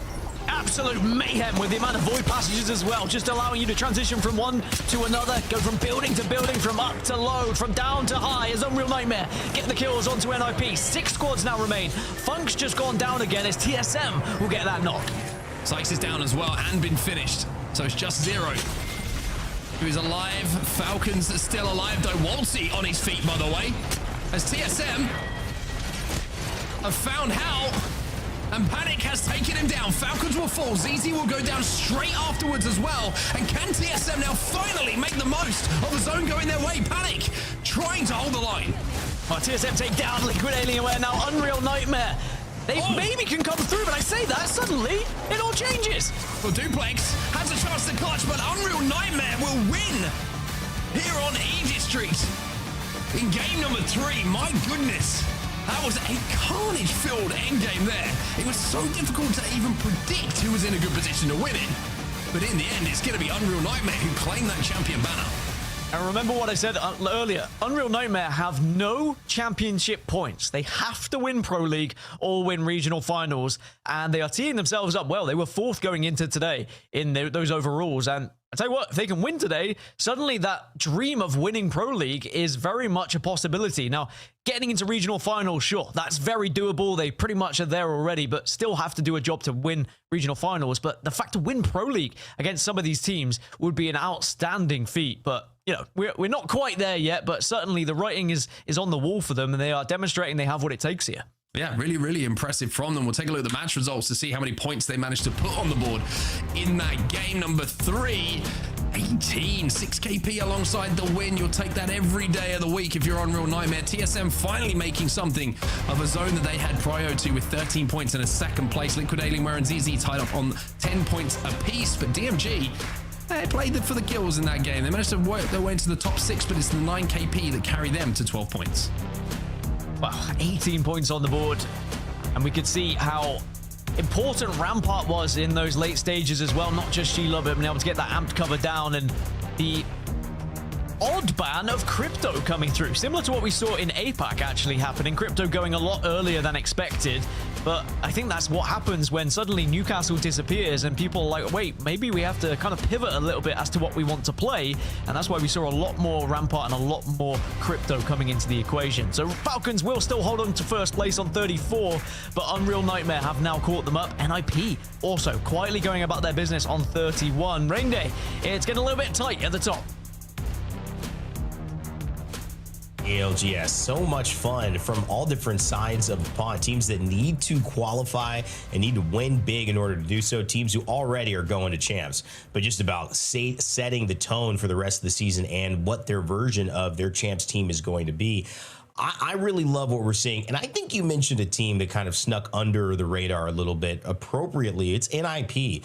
This is a squad that I thought would have maybe a bit of a bigger day. They are a team that could win whenever they're in a lobby. So I like them not only to keep an eye on for regional finals as we get closer to that, but in this lobby particularly, top 5, top 4, after 3, that's a sign that things are going well. Also DMG with that crazy run on a Cruel Buckle, trying to finish him off. It didn't hurt them too much in terms of points, still making it nearly into that top 5. That means a team has decided how they're going to play, and the guys are feeling it. Future Streams and Squad know that, hey, this is how we want to run at teams. We're just going to do this. Sometimes it's going to work in our favor. Sometimes it might delay us, but this is who we are. All that to just say that 3 games have gone by, gentlemen, and that means that we are closing in on our what you might have missed halftime as the players take a break, and maybe you at home take a little bit of a break, grab some water. Well, turn the volume up if you do leave your monitors or your screens, because we want to catch you up on everything that's happened across the globe. Now, when APAC South and APAC North met up a few of these weeks earlier, we had a chance to give you match day updates here and there from both regions separately over the course of these last 2 days.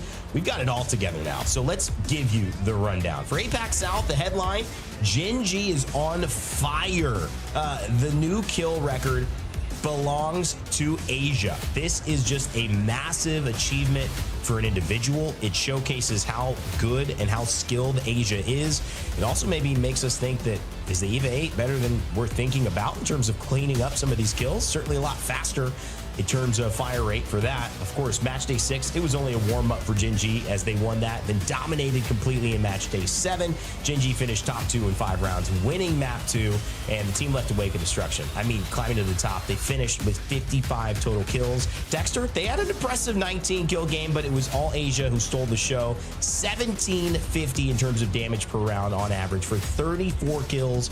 And yes, he takes the top spot from Effect. What's next, though? We head into the last 2 rounds of Split 2 with Gen G and Wolves in commanding positions in the region and a very competitive midfield battling the placements ahead of the regional finals. The final doubleheader of Split 2 is on October 4th. That's when we have our Challenger Circuit playing as well. But Dan, APAC North, they had their own drama.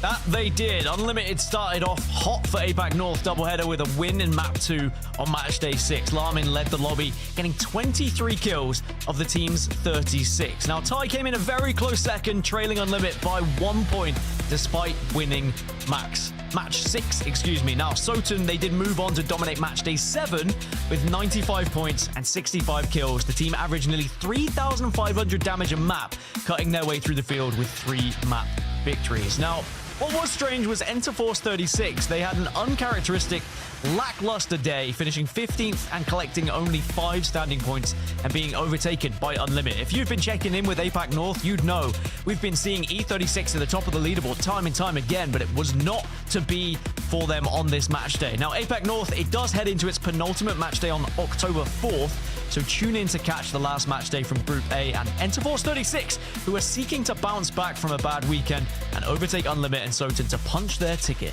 to Sapporo. As you can look at just how everything is looking at the moment, ST 102, Unlimit overtake E36, and it is getting a little bit tight there at the top.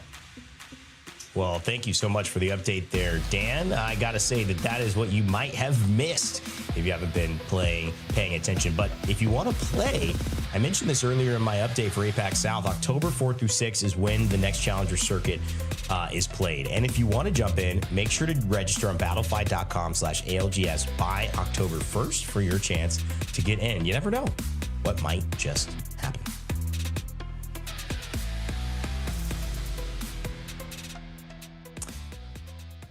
Well, as we kind of settle in from this halftime update as well, Mark, I think the big note is that we cannot deny it, despite us focusing on EMEAs and Americas week in and week out here on our main broadcast channels for Play Apex, that the last winner of the midseason playoffs was from APAC South, and that this is such a competitive region when you go back just several wins for our trophy. And heading into Sapporo, it needs to be a global conversation on who are the threats. Certainly, Genji's performance, Unlimited's performance prove that. I agree, and I like to stir the pot, as you know, and I would claim that, you know, the Falcons win. 2 of the players were Australian. Was it a North American win? I'm not sure. I'm just saying, God, man, you're giving Gino more fuel. I'm just saying, if you think about it like that, APAC South got the win, and if you look back through recent history, kind of been chopping and changing. It's not been a clear cut who's going to win these things. So yeah, going into Sapporo, I fancy another APAC North winner. I don't know. There was something magical about Sapporo last time. The crowd, every time that one of the APAC North teams got going. You know. Who knows, man? Who knows? Next thing you're going to be telling me Verhulst's parents are, you know, Australian. So he's actually, you know, got have you seen their have you seen their passports? I don't know. They could be dual nationality. Who knows? There's a conspiracy theory bit we're going to have to bring Mark in for to just say anything that we might not know. That's the second version of what you might have missed. That's after hours, what you might have missed. Speaking of after hours, a little bit of a different style of tournament for us is the Red Bull Legends In. It's a ton of fun. It is in Chicago. It's on December 5th, and I can't wait for you guys to hopefully be a part of it. Check it out. Yo, nobody does it like us. The unstoppable, the unbeatable. Are we here now? Let's get it. We've taken over the Godfrey Hotel. It's different, it's unique, it's nothing you've ever experienced before. The room was pretty sick. I hope all the competitors sleep well after we kick her. Let's get into it. Let's do it. Let's rock it. Are you kidding? Everybody's dying the zone. Crook goes down to Timmy and Hal. I mean, that was insane. It's Timmy's Legendary Lather, the soap that brings champions to life. Yeah! Oh my God. Go. Live in the Godfrey Hotel. Oh yeah, that's tough.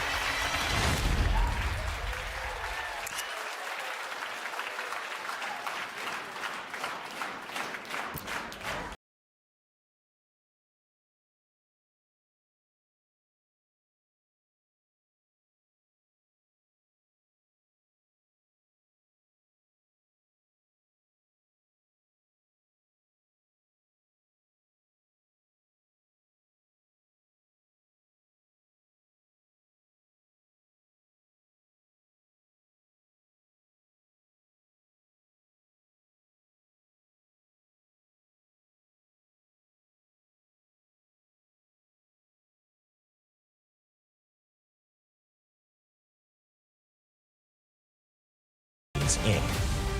Well, as somebody who has been thrown from a plane thanks to Red Bull with Hal and Timmy, I got to say this is probably going to be an exciting adventure for anybody who can make it. So make sure to grab your tickets, join up the ALGS community, and if you haven't been to Chicago, if you haven't really traveled the States much, it's a great excuse to get to one of our great cities. It is truly a beautiful place to spend some time, spend a weekend. So if you're free or if you want to compete either way, consider heading out that way in December. You know, I do find that this is really a great kind of midway point for this lobby. And I want to get some, and since we're going to have, Dan, I think you take a break in a second, your thoughts after 3 from kind of the headlines here with whatever struck you the most after 3 games and now switching over into E-District. Or World's Edge, I think. Yes, switching to World's Edge. I think the zone heavy playstyle that we're seeing from everyone right now is obviously happening, but with Newcastle disappearing, it does change things going into World's Edge a little bit. But I think that everyone has realized in this lobby they've respected each other enough to know that trying to play Edge too much is just not going to result in too much success. So that's why we're seeing people commit to the zone. And also, we've had 3 pretty similar zones across E-District, so there hasn't been much room to change those playstyles or try to go for something a little bit different. But now going into the last 3, there are going to be teams who are chasing points a little bit more, and that's when we might start to see a couple of those compositions and legends be a little bit different from what we've seen so far. And I'm just impressed with the likes of Unreal Nightmare, who are really going toe-to-toe with some of the best players in the region when they had to, going into this split. If they wanted any chance of getting to champs, they had to do the unthinkable, and at the moment, they're putting themselves, at least in the conversation, of maybe reaching there. Well, it's a great final thought, Dan. Take a break. We will see you for games 5 and 6, but you know, it's a great work so far. Mark, it's time to jump into this next set. We're switching maps as well. I know that the lobby's getting ready. We might have a chance to see some of those POI choices heading into World's Edge, see whether the priority was on this second side of the map, or if we were kind of seeing people prioritize E-District earlier on. If it's like similar to the earlier version we would have seen in EMEA, it would be a lot of World's Edge prioritization, and it's pretty similar there. A few more teams opting for E-District, but yeah, Mark, I think this is a World's Edge priority for most squads. Yeah, and one thing I do want to highlight, bottom right-hand side of your screen. Look at the bottom right-hand side of your map. You've got Falcons, you've got ZZ, very close to each other. Dome is Falcons. ZZ are taking big board, but it's DMG being between them. And we have seen how DMG have been playing in those first 3 games and also in scrims. So you got to hope and you've got to make sure you check your corners when you're trying to rotate, because DMG, if they see an opportunity to get a kill in whatever way they can, they're going to take it. So interesting to see that and potential interactions between those 2 teams down on the bottom right. But obviously SkyWest always going to be the first pick. It's still the strongest POI, I think, across all.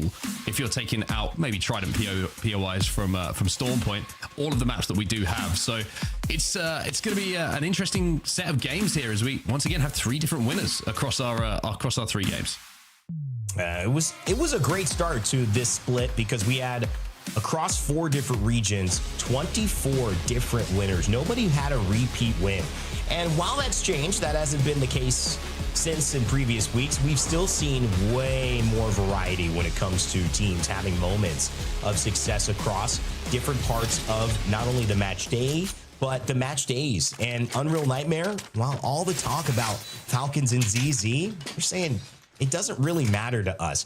You could be XX, you could be YY, you could be WW. I don't care who's in front of us. We're going to enjoy running at you. I should have said W key right there as the way to lead off of that. But ultimately, I love that. And taking on the challenge too, Mark, it's something that clearly shows they've got the right mental to be successful in a task that requires 100% execution. And you cannot miss on winning regional finals if you're going to make it. So they know what they're set out to do, and it looks like they're set up to do it. Yeah, I mean, taking Essential POI here at Harvester hasn't got the best of loot, but one thing Essential POI always gives you is a pretty good rotate, regardless of where the zone is going to be going. So speaking of which, it looks like we're going out towards Overlook, No Name, that kind of area, potentially pulling back towards Fragment and the train track outside of it, but a little bit of a rough zone when it comes to playable spots here. I think if you're here early, you're going to be happy. Otherwise, very difficult if it pulls towards the Overlook side of kind of working your way and walking your way up that hill if you're not there early. So a tough one for all the teams on the west-hand side of World's Edge right now. That kind of shows it. Liquid in a great spot. I completely agree with you. I'm saying, looking at this could be the first Liquid Alienware we've seen in a minute, and the Alienware win. because this is a great spot for them to be into, but kind of transitioning more towards the fragment side of things. They see the Durags kind of positioning there, maybe feeling confident that if they do need to play Overlook, a spot here would help them rotate late if they need to, but still survive all the teams coming in. If you hard commit to Overlook itself, you do risk being really caught out and having nowhere to play from. So teams being a bit wary, no one kind of positioning on that far side. ZZ moving in just a moment, but boy, oh boy, it is truly getting congested there in just a few seconds. You can see on that north and eastern side, everyone has got the message. This is where the zone is going. So TSM, Sentinels mirroring each other here. Loader finding the kill onto Gent early, trying to pick up Panic and shut them out, but already getting aggressive here. That spray coming in from the flat line. I'm looking forward to an AR meta at some point in the future. Yeah, we haven't seen the flatline in a while. Yeah, I'm looking forward to a little 301, maybe flatline meta coming back. A little bit of a Nemi meta, who knows? Maybe Sentinels are ahead of the curve here with a flatline and a Nemesis, or more likely they just haven't been able to find the guns that they want. But Riley's going to get the knock-ons of Panic here, and TSM once again struggling a little bit at the start of this game. Sentinels pushing them. TSM dropping down a tree, if I'm not mistaken. They've got LeaveNoWitness who are moving through the tunnel as well. So TSM could be in trouble, and Duplex, luckily, is in the tunnel, and LeaveNoWitness are above him. Might have heard him, though. That was a chance. They might have heard him. They might have heard him. They've got Seer. They know where he is. Yeah, there's no need to hear. That's the benefit of Seer. You forget how it's so clear that this game is different when you cannot hide and you can hide. And Seer just means you can't hide. They know you're there. Maybe they're going to have a hard time finding you. Maybe they find it's not worth it, but they'll know. And, of course, Seer coming back into the meta after his most recent buffs.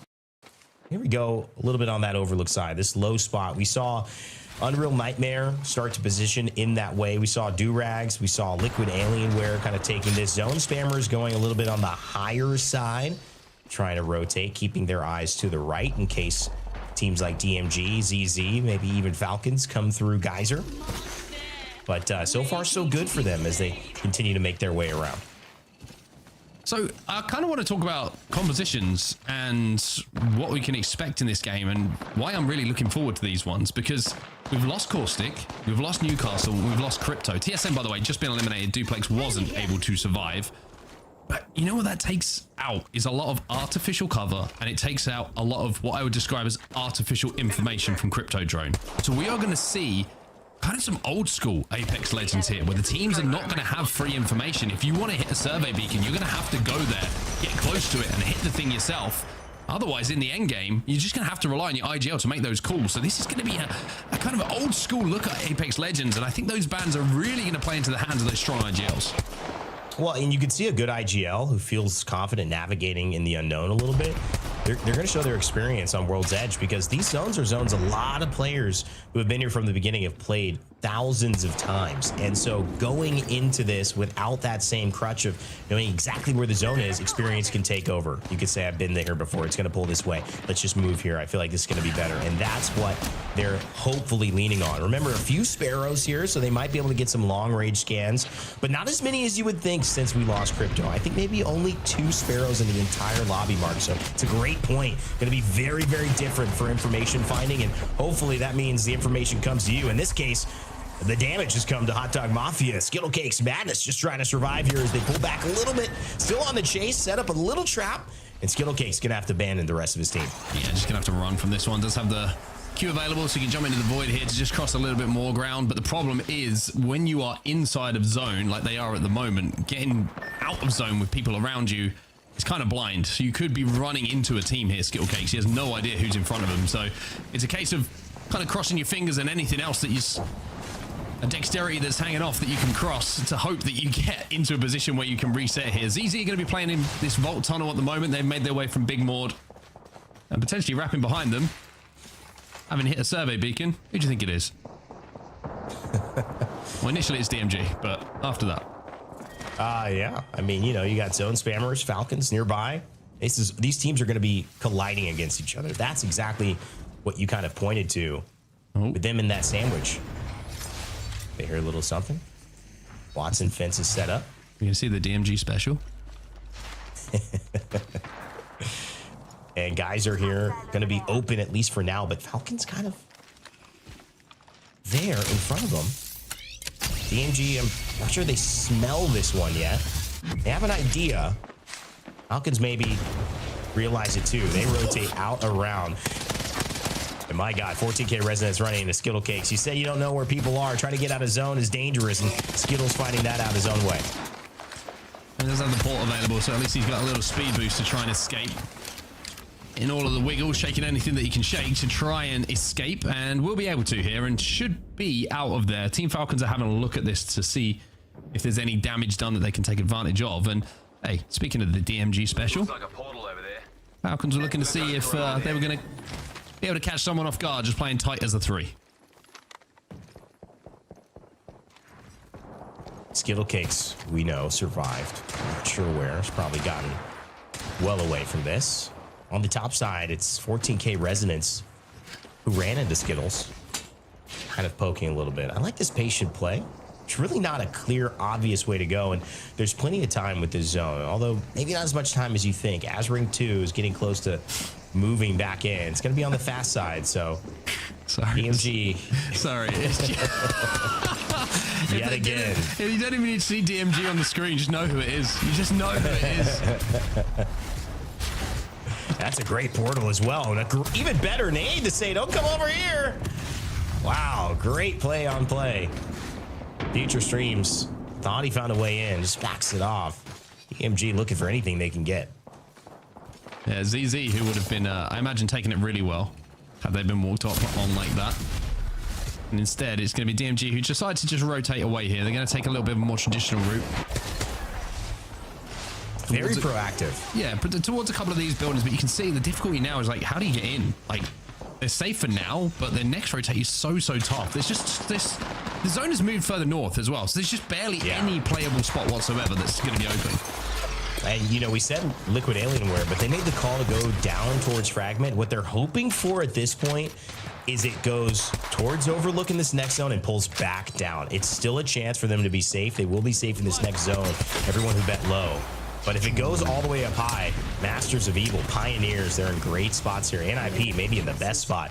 Absolutely no one on the north side. I think Hal just completely lost that player. I don't know how he managed to escape. 2 players up to purple now, at least here for Team Falcons, which is going to make their rotating a little bit easier. I tell you what, it's headshot central, where every time we're watching a POV from Falcons at the moment, either Guild or Hal are only connecting with the cranium. Well, that's the efficiency sometimes. Players like this, you know, sometimes it feels like things open up for them, but it could just be 2 headshots. And when you talk about the skill that you don't often talk about, I mean, that's one of them. I mean, everybody at this level is good, but you're not always firing on all cylinders. We call it, you know, heat check in basketball. When you're shooting from anywhere, you're basically, the ball's going in. Just give me the ball, let me throw it in. These headshots sometimes, trying to do a little heat check, saying, can we just take on anybody? Because 2 shots, get somebody down. Well, what was a heavily guarded ridge, suddenly it's a 3v2 in your favor. The zone has pulled back to no name. So the respawn village, whatever you want to call it, that you can see on the screen. It's a great read from Team Liquid Alienware, like you were saying a little bit earlier. And I think a lot of teams would have known it wasn't going hard Overlook off of that first zone because the back wasn't in. However, it's still a great call from Liquid Alienware to get to this position, to be in one of those priority buildings. CIMJ also made a really good quick rotate bet for everyone else. I mean, you have to play for KP, especially if you're on that eastern side of zone, because getting in is almost impossible at this point, especially with the legend bans that we've seen. You've got to hope that somehow or other your Wraith can maybe find a portal in late. And this is just going to mean that the teams who are just a little bit patient, a little bit late to the party, that don't get focused on the immediate entrance, are going to have so much potential KP to clean up on. It is going to be, let somebody else get involved, get started, do the work for me, take out the loan. I'll be a silent partner and reap all the benefits when the project is done. That's the way you want to navigate this. Grow Gaming already eliminated one of our leaders here in the lobby by Sentinels, and they're going to get back up as a full 3. And now Team Falcons on their first fight against Sentinels here. They've heard a little bit of the damage. Walty goes up high. 1 PK shot will hit. 108 down. Another one onto Riley. They're rotating outdoors. Another big shot. And this looks like Imperial Hal and Gildersons are going to be able to clean this one up. And they're just going to get the KP to secure the 3v2 or the 2v1, however it is, and make sure numbers are in their favor before they peek and poke out anymore. Durags gone as well. A few teams just been eliminated. CIMJ, one of the notable ones, by the way, because they were holding down one of the buildings inside of the respawn village. 14k residents are going to go. Sentinels are going to go. And if you've got a gimme bubble at this point and you don't have a building, well, you might be in a very, very tough situation to get through here. ZZ in one of those tough situations. They've got a Maggie drill coming at them as well. They've just burned their bubble. They're going to have to try and force this fight. And if they can win it, it's an isolated fight. They will be able to walk in down this hill. It's KCP on the other side. The bubble does come back out. Zero's going to swing out, but a huge amount of damage. And it's backed up by Funkit. This is looking like a comfortable win. Pioneers eliminated. ZZ own the hill. Pioneers making the big call to overlook. They realize it doesn't work, and they have to force that fight with ZZ. There's nowhere else to go. They look for the KP, but Sykes with a beautiful Gibraltar bubble just to give them that left-hand edge. He could have thrown it where they were, but they would have been able to get wrapped a little bit by Pioneers, and by throwing it to the left, it meant that they could put Pioneers to the back in between them and the zone. It was such a nice move by Sykes, and I think really helped win that fight with ease there. So ZZ, stay alive. Zone Spammers still in building as Zone 4 has 50 seconds left before things get even tighter. Zone Spammers at the moment. Wi-Fi laying down the Ethernet cables on the Watson to make sure that the connection is good inside of that building. They're going to be able to control that very, very nicely. Inside of the bar, though, Team Falcons know this is a KP game. They are searching and hunting for anyone at the moment that they can take down. And one of those players has been very elusive at the moment. I think it was from Ninjas in Pyjamas, that player who was just dodging and diving. It was Vayne, found a way to take a very fast Void Nexus. Knew Hal was on the hunt. It was good awareness there, but will Vayne have gone back to a safer spot, or will it be danger all around? Waltzy getting peppered there. He's got to join Hal if he can. But still holding this split, trying to take as much space as possible. Hal going to go back to his team. And they do have a walk in here, potentially Falcons. And a lot of the lobby now is on the northern side. All of a sudden, Masters of Evil, nice guys. You're looking at them right now. And ZZ alongside them, probably waiting for this fight to take place before they look to move in and third it. That's going to be the plan here for ZZ, but nice guys on the height. And in the tunnel, it's going to be Masters of Evil. Cody with the prime bow as well. They're going to look to kidnap someone, look to make something happen. And ZZ have decided to move away from this. They've ported much closer to zone now. I think that's Unreal Nightmare taking a couple of kills. But then Huntsman gets a kill return. It's Zone Spammers, Unreal Nightmare, and I think a little bit of DMG that went down. NIP, a team I said keep an eye on. They're in third place. It's been quiet. We talked Falcons, we talked ZZ. Maybe this strong underdog might have what it takes to win this zone. Let's go ahead and listen in as NIP navigates round 4 closing in. They're fighting left side, they're fighting left side, no? I'm throwing you a Q, we can look left now. I didn't throw the Q. I'm just looking right, guys. Okay, 3, 2, 1. I missed. Shoot, broke him. They haven't, what, they haven't finished. There was a guy high, I killed 2 up here, I killed 2! Okay. Come, Krev, come. I'm looking. Flash. 1 HP on the last, 1 HP on last! Can you kill him? I'm walking up with Vayne. He's on the gen right here on my ping. 1 HP. Help me. With you, 1 time. Nice. They might push me. We're coming back. I'm bubbling. Just pushing me. Right here. Fuse. One. Pick him. Batting. I can't. Watch it. He's had 2. One. Right here at the corner. He's got 9. Looking. He's 1. Okay. They're on side. They're about to fight behind. Look at sound. I think we just focus right side here. Up here. I mean, I'm gonna try kid up one. Can we all look? Okay. I'm looking. Yeah, I got one. Yeah. 2. Did we just go up to again? Yeah, I think it's coming to me. Yeah. I can throw you a port. I'm with you. They're not looking. We got 3 2 them. Here come. Look, 3 2 1. Watson done. I keep running forward. Can we take it first? Bubbling forward on me. I can keep you into the first and take it. Houston, yes. Nanny, chill. You need to kill this rock, man. I can't. I don't have it. You gotta slide fast. Push it. Oh, no, we're dead.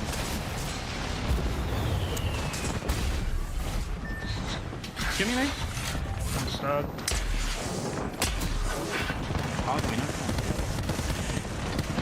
And when you know it, we said, where is DMG going to find a place to play? Well, Mark apparently in the building. Yeah, I mean, Master of Evil just gone down. LeaveNoWitness have gone down. Immediately after Ninjas in Pyjamas will fall, they tried to force into one of the floors of that bottom building, one of the only buildings that is safe in the zone after getting the knock. But somehow or other, Falcons are still alive, trying to find any cover to play. But the composition might be hurting them right now. No Newcastle, no Caustic, no hope here for Team Falcons. They'll go down next. 5 squads remain. That was a rough rotate. Gilderson's thought maybe there would be somebody there, but Rock is in a great spot. I love how Saucerer has navigated this one with Vaxilon and D. It's a good Maggie ball. It's a good composition. And the Alter and the Watson giving them some clarity, giving them some space, going to destroy the Watson fences down below. With 3 kills, 19 points. A win here. They can stop getting haircut by that Kraber. Do wonders for them. And remember, first place, 42 points, but just beneath that, third, you got 34. So they could jump all the way up to top 5 here with a win. Sorcerer's got 2.4k damage, by the way. My gosh. Deeds has got 1.2k. So ROC, they've been shooting. They've been shooting straight. They've been shooting good. But now can they convert? On the outside of this fence line, Team Liquid Alienware inside of the Dorito building in front of them. The Maggie ball will send THUGGETS up into the sky, and by doing so, it becomes a very easy job for them to clean it up. No damage taken whatsoever there for ROC. Rocky Sports have done a really good job of playing this, but Zero responds. We've already seen Falcons get the win. Zero says, let me show you what I can do.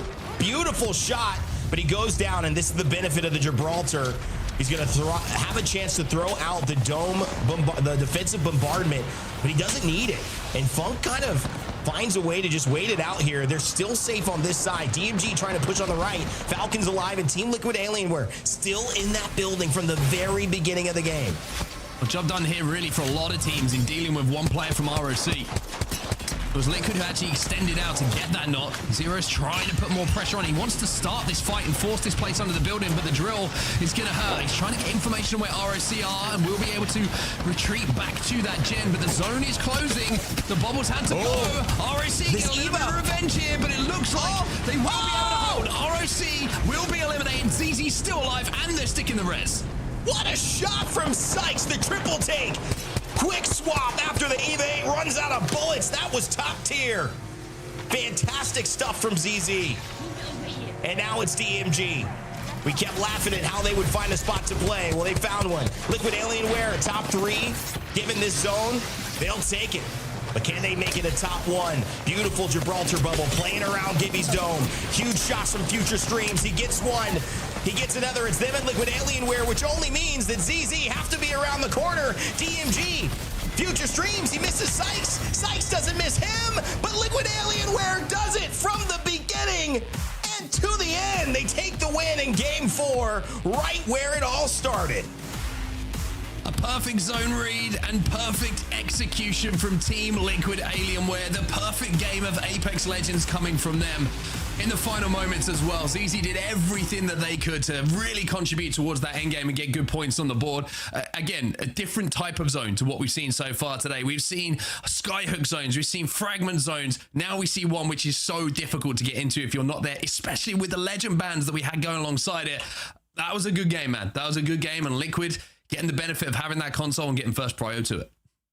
I love seeing their journey and the commitment to that. And it's exactly what you plan for. This is when everything that you want to do on paper works out in game. And that is what is beautiful to see. You called it a perfect game. I think it is. From the zone all the way to the execution, you get to top 3, you say, all right, I've kind of made use of a zone that pulled my way. That's enough. But to really make it to where we navigated this perfectly, we got to win. And they showed up in that win. Chaotic. Bunch of solo players. Future Stream, Sykes running around. Teams split up. But Liquid and Alienware with the Gibraltar make enough of a presence for themselves when popping out of the building. Alongside the Alter, too. Let's just be very clear. Could not have made those plays without the Alter, because they waited until that zone was making sure there were no ways for them to get out without taking huge chunks of zone damage if they wanted to run through the front door. So a major game from all 3 of these teams. Shout outs to ZZ, DMG, and Liquid Alienware. over 4,000 damage for each squad. Yeah, you had to really work hard, as you can see from those damage stats, to have success in that game. And it leaves us like this with 2 games remaining today. Team Falcons still on top, but only by 4 points. DMG tied with Ninjas in Pyjamas as well, just behind in those placement points. But it couldn't be closer. I mean, this is the closest I think we've seen the Americans in quite some time. And with 2 games to go, this leaderboard could change drastically. It reminds me of a lot of what we saw in EMEA, where, you know, we did have about a 55-point cutoff for first place, which is very strange. We're used to seeing the point sponges, but I think, Mark, that's more indicative of the fact that we have been kind of reshuffling the deck here across EMEA. We have been looking at what these changes would impact this meta in being, and I think it's not only just the roster swaps, the legend swaps, the gun meta shifting, and of course the map shifting that has made things a lot more even and anybody's game to seize. Going to be a lot of fun here to finish off our 6-game series with 2 more upcoming. Game 5 on the way after this break.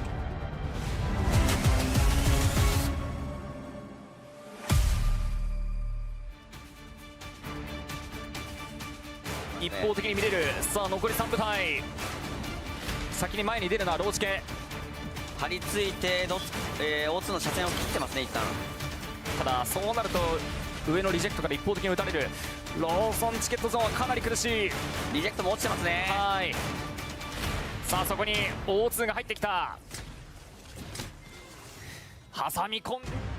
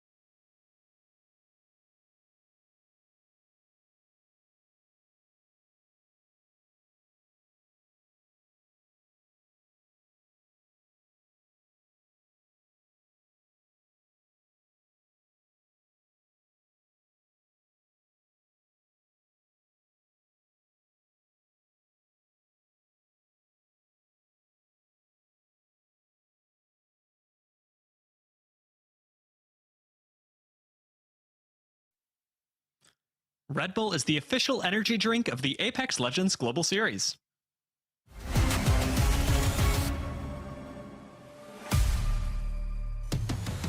Welcome back, you rascals. It's great to have you. One of those rascals rejoining us on the commentary desk. Dan Gaskin alongside myself on set. We are set up for a fantastic last 2 games here down on World's Edge. Once again, 4 different winners. The leaderboard's extremely tight as well. Very tight indeed. It's difficult to call where this one's going to go.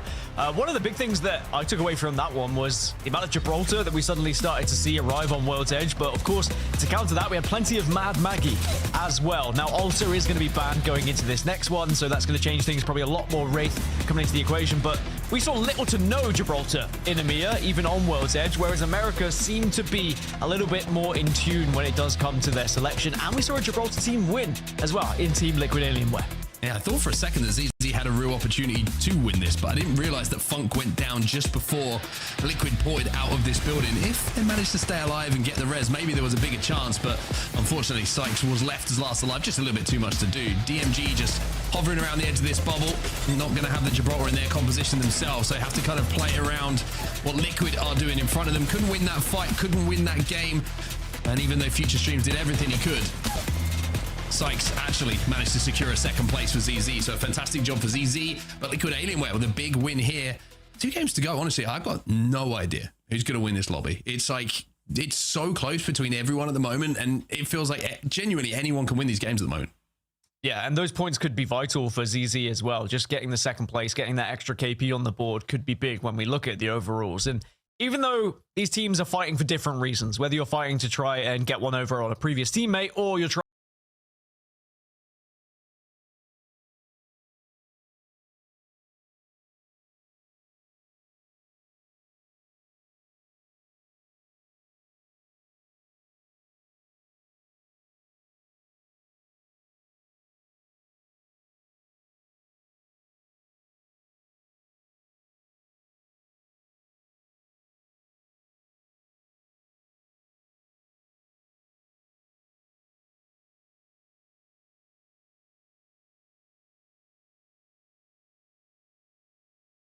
we got to see Wraith survive a little bit longer for Team Falcons, who have chosen her right from the very start. But we also saw Sia coming in.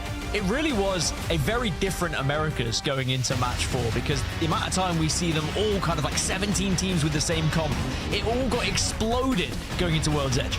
I will also say I will take a game 1 and 2 ban of Caustic and Newcastle every day of the week. Anyway, into match number 5. Here we go, everybody, back on World's Edge. Team Liquid Alienware getting that win in match number 4 from Overlook towards the respawn village. Perfect zone read from them. They had console, but it wasn't an easy zone to read off the rip. As expected, Wraith is going to be banned here. 16 of the teams have Wraith, 15 have Watson, and then we have 9 Gibraltars against 7 Mad Maggies, and then sprinkles of everything else. So plenty of Gibraltar teams to work with, but also the teams that are trying to counter it. So it'll be interesting to see whether we get any of those direct counters colliding when it comes to the map. In terms of zone, we're going down towards Lava Siphon, and Team Liquid Alienware are about to find that out for themselves right about now. Indeed we are. So CIMJ, by the way, who had a really good spot in the last zone, and Liquid kind of run them over. I think a lot of teams tried to assault their building, and CIMJ just weren't able to hold it. They're going to have another chance to have the pick of the litter as to where they're going to play. They also have ring console, so they're going to get the information that teams are going to be arriving very, very quickly. And it looks like they're going to hit an evac here, maybe to try and play one end. I think we've seen quite a lot of South Siphon finishes recently that finish on that platform just below the kind of the little tower with the zip line up to it. But where do you play if you're CIMJ and you see teams arriving? Because TSM have just taken that southern building. Durags have taken the north, so I guess by default, you play in the middle. It is funny when we see this map overhead and you just see all the teams darting towards the center at exactly the same time. A lot of fast movers here in Americas, and for good reason. We've seen the success of people playing heavy zone. Falcons moving pretty quickly from Dome, DMG from Stacks, ZZ from Big Maud. And they might all collide in a similar area here, especially if you get held out, as Falcons trying to pressure Sentinels, but they might be forced back here. Sentinels might not allow Falcons to make the rotation they wanted to. And a very fun composition here for Falcons as well. No Watson. And no real kind of same as last time, right? No hard cover legend to play. It's going to be the Fuse. They're going to try and essentially play the defensive game by commanding the space with the Fuse Qs and the Seer Qs to force teams away. So a little bit of a different way. It's not the physical cover, but it's kind of the ability cover. And also, Seer almost replacing Crypto. It still does give you a little bit of information when you're running around as well. But I do think that this is an interesting one for Falcon. It's a slightly different take on how to approach the game, which is going to be dominated by Watson as well. Ideally, they would have wanted Crypto. I think while I talked about the fact that they've benefited from Alter not getting banned as early and Wraith surviving, I think Crypto going does hurt Falcons a little bit too. But the same for a lot of the other teams who were using Crypto to their advantage. So Watson might disagree with you. He's finally free from Crypto, JL. He's been playing it for about 12 months now. He's like, oh, there's other legends in the game. Fantastic. Let's hope he doesn't throw in this game, because he might be off Seer pretty quickly. Oh, ROC. Dropping over at Climatizer. They're going to have a long way to go.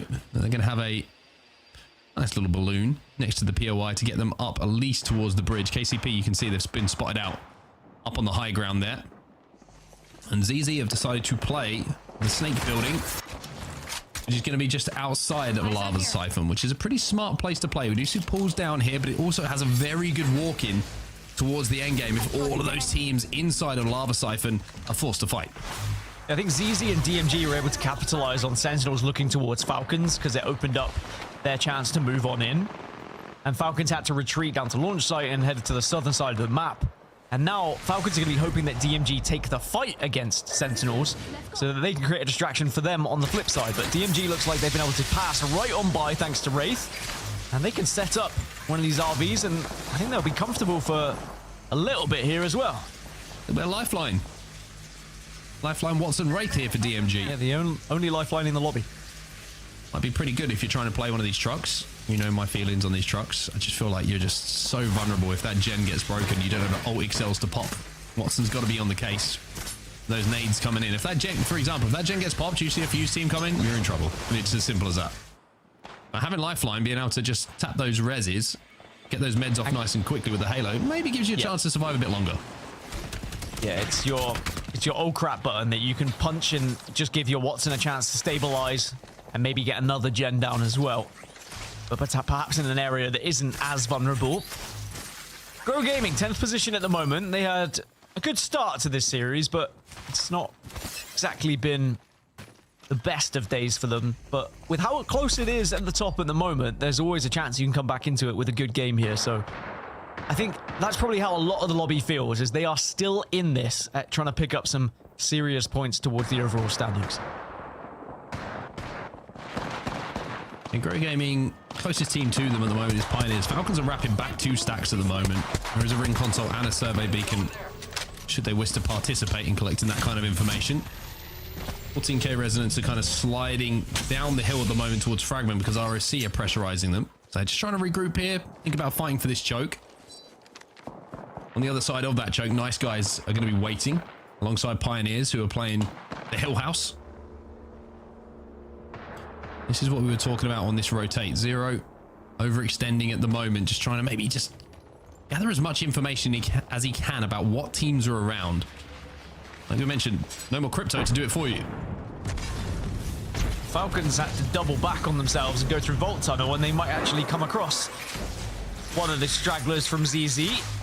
You have to be careful because ZZ might have an eyes on them. And as I say that, Falcons have full sent it onto one of the members of ZZ, and this is going to be a straight 3v3.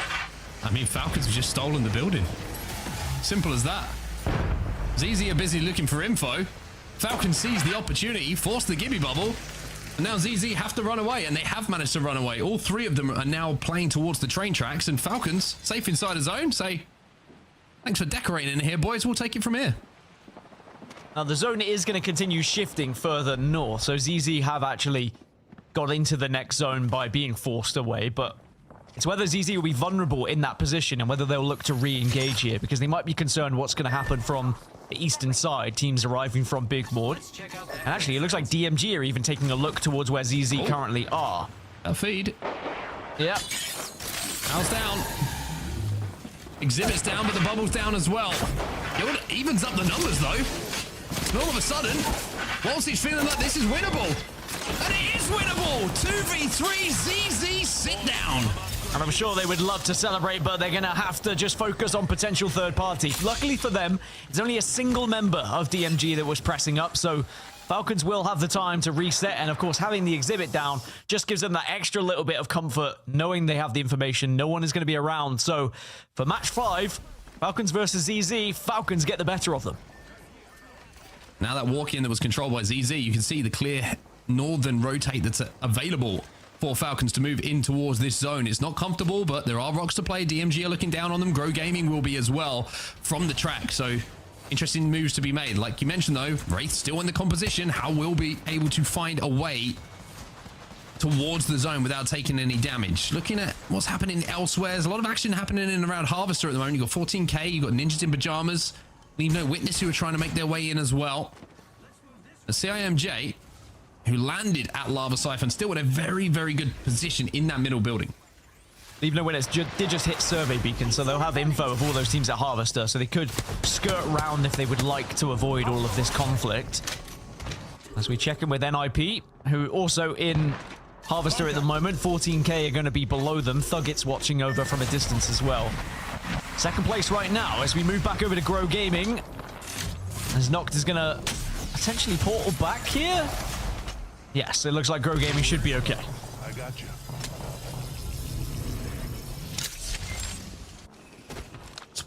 support perk here for Gibraltar means that he's going to be able to get that health back nice and quickly as well. Pops the battery and will essentially be full health. Grow Gaming probably thinking about a difference in rotation now because of the fact that that portal did not look good. 14k Resonance trying to walk their way through the S-choke for now, though. Take a little bit of damage, but also output just as much.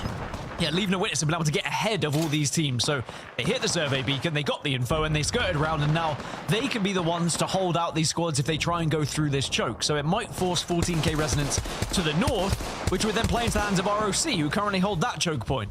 Not good news for the likes of 14k and also NIP, because it's a question of where do you go from here? Lovin goes backwards. Sees there's a team in the S building just below the exit from the tunnel. No bubble now, but just about manages to have enough momentum to carry him back to his teammates. One good thing about Gibby, once you get moving, it's difficult to stop him. Just travels through the air. It's basic physics. Has quite the backside though, and sadly if you do get caught out, very easy to take down.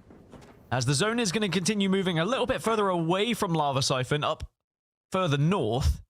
So Unreal Nightmare are going to be in one of the prime spots at the moment, but you can see the Mythic Bin also spawning there on the northeast. Liquid Alienware, Durags, Sentinels all in pretty good spots, but that means that those Harvester teams are really going to be in a dire situation because you're just going to get held out by the likes of LeaveNoWitness and THUGGETS. Yeah, they're screwed. I'm trying to think of a good spin on it. If you somehow get into zone from here, you've done an amazing job. You're going to have to kill a lot of teams. But Ninjas in Pyjamas, one thing they do have is Pathfinder. Now, Electrified Zipline is going to give them at least a chance to walk up towards where this zone is going to be going. And can you have enough time? And do you have the ulti cells to get it back? That's the question. Looks like they have the power amp on Vayne, if I'm not mistaken, so the ability might come back a little bit quicker, but is it going to be quick enough? That's a real question here for them to make another safe rotate. Yeah, because even if they move across these train tracks, you've got the likes of TSM and Masters of Evil are going to be ahead of them as well. Any area you go here, if you're NIP, there's another team that's going to be there. Now Falcons fighting against Grow, but it looks like they're going to portal back. Do Grow try and chase this one? Yeah, damage was done. They will be able to escape. Defensive bombardment's going to come in from the Gibby. Guild's going to get caught in that stun just a little bit, and now he's going to get blown back towards his teammate, which might have actually helped him out a little bit in that situation. Honestly. But now he's taking damage. It didn't help him enough, though. Hal's trying to hold. Keon's up on the height, though. And now, another 2v3 for Falcons to overcome. Oh, that bubble just helps Grow close this gap and begin to assess the situation of how they want to go for it. And now Falcons are in a dire scenario. Walty trying to bat, Hal trying to just hold for him again, and they're doing well to hold, but it is going to potentially encourage other teams to join this. Yeah, there is a team above this that might look down. It's going to be DMG, who are very, very close to this. And it's actually LeaveNoWitness who will be the next team to be eliminated. Walty's left on his own. How is down. Falcons, the 2v3, a distant memory, as they will be 18th in this lobby, which opens the leaderboards up completely. 14k Resonance gone. Ninjas in Pyjamas might be next. There are out as well. We see teams 1, 2, and 4 already eliminated. Talk about blowing open the leaderboards and allowing teams to try and climb back into this. Match 6 is going to be very interesting indeed, but who can capitalize on it right here, right now? One of the biggest teams that is the winner of all this is DMG. Remember, they're in 3rd place. They have a building that they were holding for quite some time. They are going to have to move, but they can potentially catch up and could even take 1st place if they find their way into zone. Some beautiful ticks coming in from that riot drill here for Gent. Yeah, I mentioned how those trucks can be so difficult to hold when you got Mad Maggies in the lobby as well. Another thing to add to the extremely complex question of how do we hold this. TSM sneaking up for now. They are pretty close to this zone, and Jet's going to get a knock here onto Wi-Fi as well with that 30-30 repeater. So TSM doing some good work here, good damage output. They won't be safe.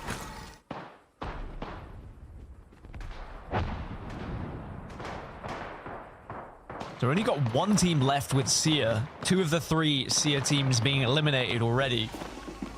Not making the difference as much as maybe was thought by the teams. Saying that, we did just see another Seer Q come into this. Now, DMG, this is going to be a big fight for them if they take it. Halo goes down. Wi-Fi is going to get picked here, you would imagine. Yep, Future Streams gets the final damage there. DJ Killer. Oh, he's just pulling out all the moves at the moment. He said, who needs guns? I know Kung Fu. Guns don't kill people, drop kicks do, and DMG, they will hold. The lifeline proving to be vital. Extra points on the board as they now will catch up. 1 and 2 in the leaderboards. They find themselves on 40 points now, and they actually might be able to take this across and put themselves in a position where they are within zone. Future Stream's going to drop that portal down the bottom, but that is not a safe spot to play. If anyone can get an angle on this, then they will be in trouble. They do have a Watson gen, though, to give them temporary cover. Do they have the Halo available quick enough? You can see that multiple ult cells are being popped at the moment. They do have another gen available. Pioneers eliminated next. They won't be involved in this end game. Zone Swammers will follow in suit. DMG somehow or other are surviving this situation. Just so many teams on top of them that everyone's afraid to poke. They're actually looking to get a little bit aggressive here, but they will back off, realizing that they're probably vulnerable from above. They want to get up, but going up this zip line could prove to be deadly. It also would give away their position a lot. I don't know if Hot Dog Mafia know that they're below them. If you do just make a little bit too much noise, suddenly your game might end very quickly. Zone's going to shift now to the southwest. Great news for TSM. THUGGETS also in the area, CIMJ and Masters of Evil. Liquid Alienware are going to be the team that has to move the furthest. And then look at all the commotion on that southeast side, by the way. DMG, who worked so hard to get across now, maybe they would like to transition across the lava. Yeah, I think if you can get a port down there, certainly an opportunity. Speaking of which, Neazul has to hit one of these shots and take an opportunity. With this Kraber, if Liquid want to work their way and find a hole that they can go through towards where this zone is going to be going.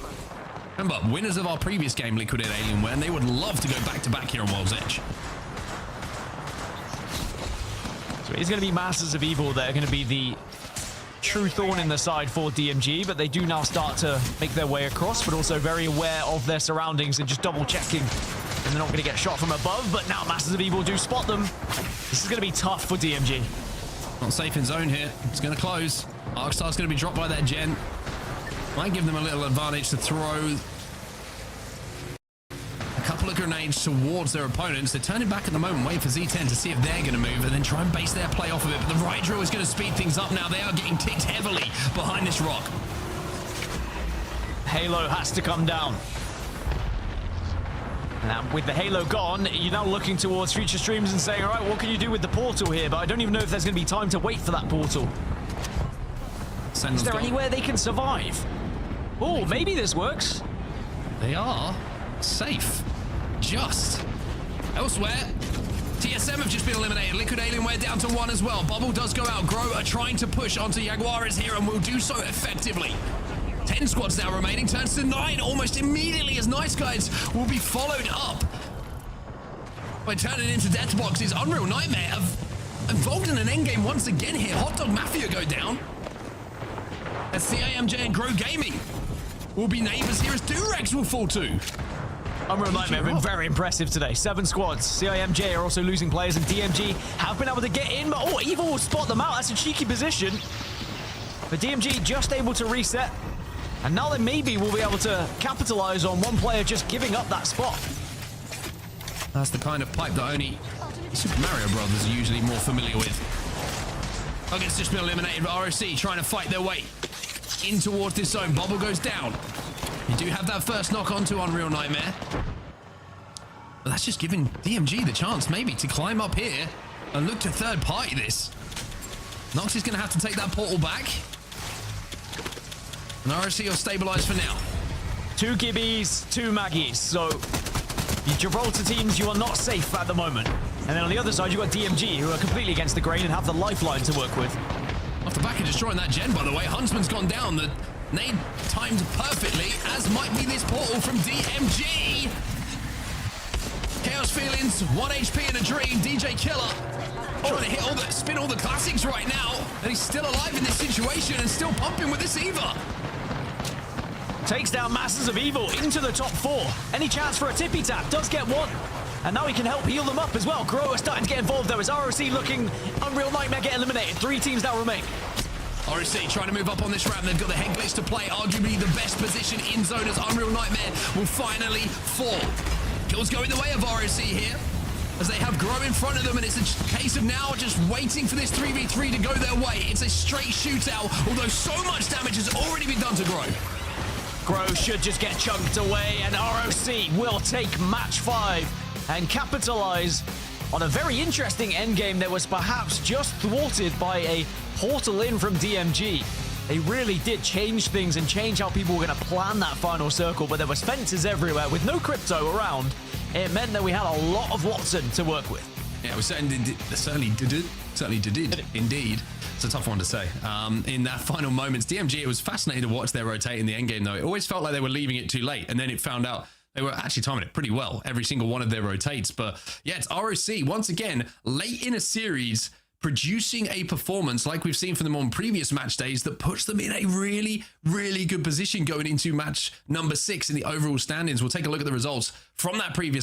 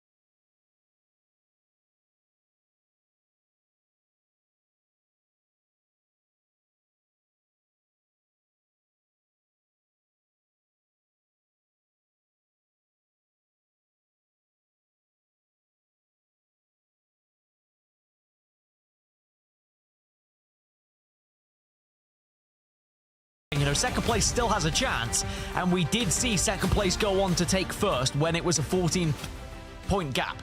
So we now have a 14-point gap between first and 9th here in Americas. So I think that says how tight it's going to be going into the last match of the day. Wherever you're watching right now, let us know in the chat who you think is going to take it overall, because we've got one more game to go today in the Americas Pro League, and we're going to find out who will be the winners right after this break.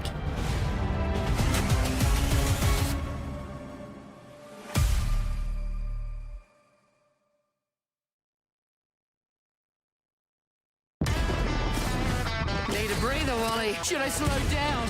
Ah, now that's a work of art right there. Of course you think that. You've got one blood.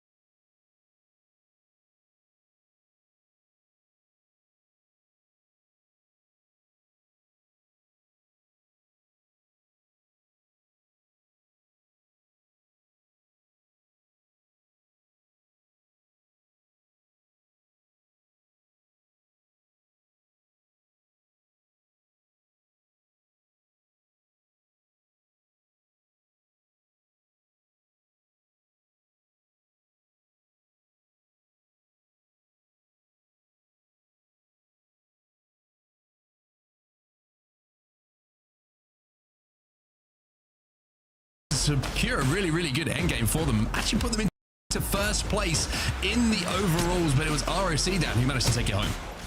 What I like is DMG playing something a little bit different as well, bringing out the lifeline. No one else is doing that at the moment, so again, just trying to find something else that can work and help with this meta that we have seen developing. But we did see the ban coming through in match 5 for Wraith, so that changes a lot going into match 6, because that means we've not got Alter, we've not got Wraith. We might see a bit more Pathfinder. That was kind of what happened in EMEA when we lost all of these rotational legends, but the more Gibraltar we're seeing in this region is a surprising one to me, and because of that, you're seeing a lot of Mad Maggie to try and counter it as well. As I said, in that final circle, you had 2 Gibraltars, 2 Mad Maggies, and if you are the Gibby team, you're a little bit worried, hoping that there's not too many Maggie teams still alive. It's difficult to almost track utility as well, right? Because everyone's popping ult excels. You can have the option to pick, as one of the perks on Maggie, the double riot drill as well. So you're like, oh, use one drill. And then you're like, oh, it's not the big drill. So they've still got another one. It's very difficult to kind of navigate and keep an eye on and track all of these abilities that are going on around you. So it's a tough one for teams at the moment to keep their eyes and ears to the ground on what they can expect to do and how to counteract it. But I think we might see a little bit of Ashe in this final game as well. We haven't seen much Ashe today, and certainly does have that port to give you that rotational ability and also that team fighting ability as well. But I will say, as a, the biggest Ashe fan in the world, I will say pre-patch, maybe even pre-patch with the double dash, bring back double dash. Oh, what time to be alive. Doesn't feel like she did. So I can understand why she has fallen a little bit to the wayside in comparison to some of those other legends. Yeah, I completely forgot Ashe was still available, actually. Then that makes perfect sense for Ashe coming in. We only have 1 in that last game. And it does seem strange considering that at one point in time, it was 20 teams picking Ashe. But as you say, the changes that have come through now, Wraith does seem to get preferred over it. Alter definitely preferred over her as well. So now will be the chance maybe for Ashe to shine. I'm sure we will still see Pathfinder teams as well. But speaking of the changes and patches and coming through and what's happened, we of course had a somewhat recent patch that has changed things in these weeks of Pro League, where Mad Maggie got a big buff. Seer also got a buff as well, which is why we've been seeing those 2 legends more prevalent so far.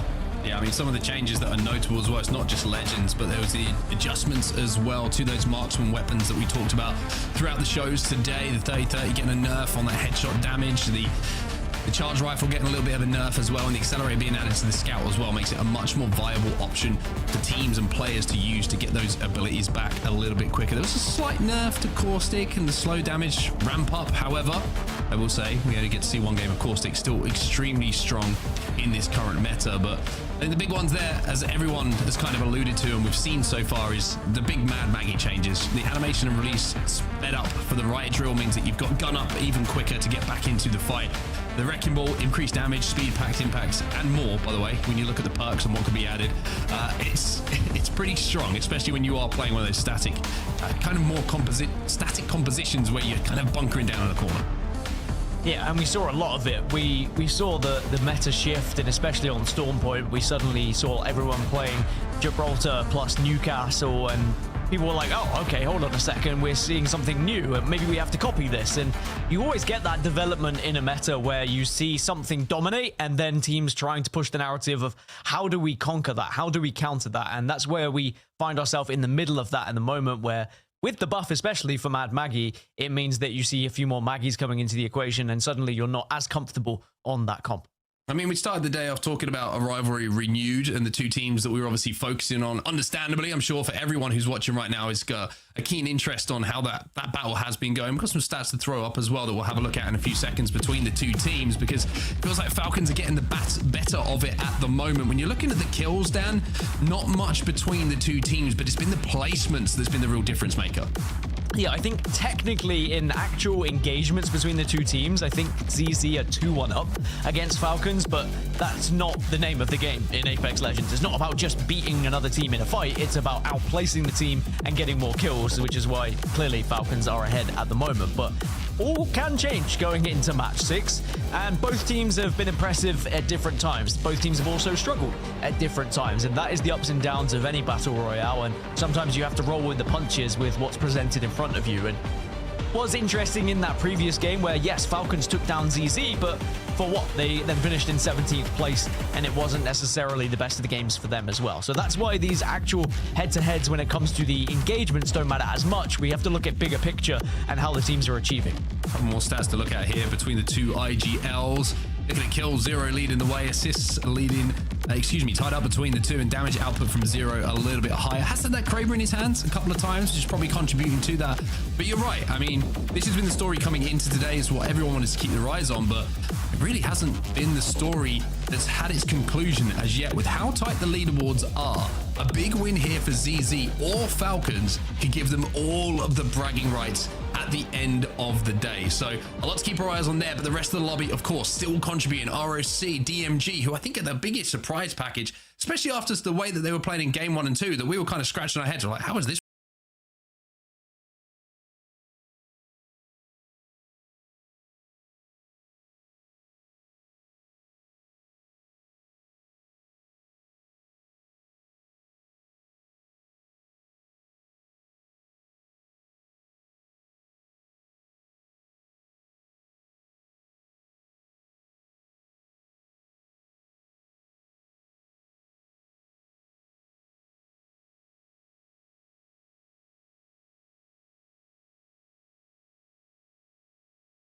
Between these top teams, there's not much splitting them. Yes, we have a leader right now, but only a 14-point gap between like 1st and 10th. This is anyone's game. It certainly is, and here we go, everybody. Lobby is live. This is the conclusion of Group A versus B for match day 7 here in the ALGS Pro League. And like Dan set up absolutely perfectly, if you're in and around that top 10 and you can win this game, you give yourself a great chance at winning the entire series. We're going to start off with the game winners of our previous game. That's going to be ROC Esports. And they have an amazing chance to try and win this as well. I mean, we know how close they came at the Esports World Cup of winning the entire thing. They look like an incredible squad, but they just couldn't quite get over the finish line. But they have become one of the top teams in the world, and they might be able to put that on display for us here in match 6 as well, as they are going to get ring information, and we are going to be heading up towards countdown and landslide areas, maybe towards the drill site that is just in between the two. Looking like it could be a little bit of a drill tower ending, certainly out in the open. Might pull back towards landslide. Very rare that we see this kind of zone pull into countdown, I would say, but with how the zones have been going recently, even me, who's pretty confident usually on zone calls, is a little bit split on where this one might be going, and certainly second guessing from what we've seen in scrims recently. Hot Dog Mafia, though, going to have good prio, but look how quickly teams are already there, Dan. You've got 6 teams inside a zone already in the first 30 seconds or so. Yeah, as I said, now with the evac towers from Ring Console, it just makes you move so fast ever since that was added into the game, and just so many teams moving in. There's not going to be much room to play if you aren't there in the first 5 minutes with how this lobby has been moving at such a speed. But with it being the last match, and with some teams kind of back against the wall, you know, remember, this is the start of the last 3 match days of the season. This is the last time we will see Group A go up against Group B. And if you are down outside of those regional finals places, this is when you might start to get desperate. Yeah, unfortunately, that Maggie drill coming through at just a difficult time when you've got white armors inside of the truck, which always gives me anxiety. Because Masters of Evil, who are inside of that truck right now, unfortunately for them, didn't have any marshmallows down in the backpack to pop next to that riot drill. I feel like that's the best case use sometimes when you see that riot drill come through. Maybe just me. Give me a marshmallow emote immediately so that I can start to fry it whilst I'm getting fried. Unreal Nightmare in 5th position, and again, they are within touching distance, and for a team that doesn't have any champs points, it's been quite the day for them. And, you know, they're up there. I imagine they should get to regional finals with the points that they've already accrued. And it really would be one of those stories that we talk about for probably years to come if they are able to make it all the way to champs, considering it's the Hail Mary on 0 points. Did you say it'd be an unreal dream, Dan?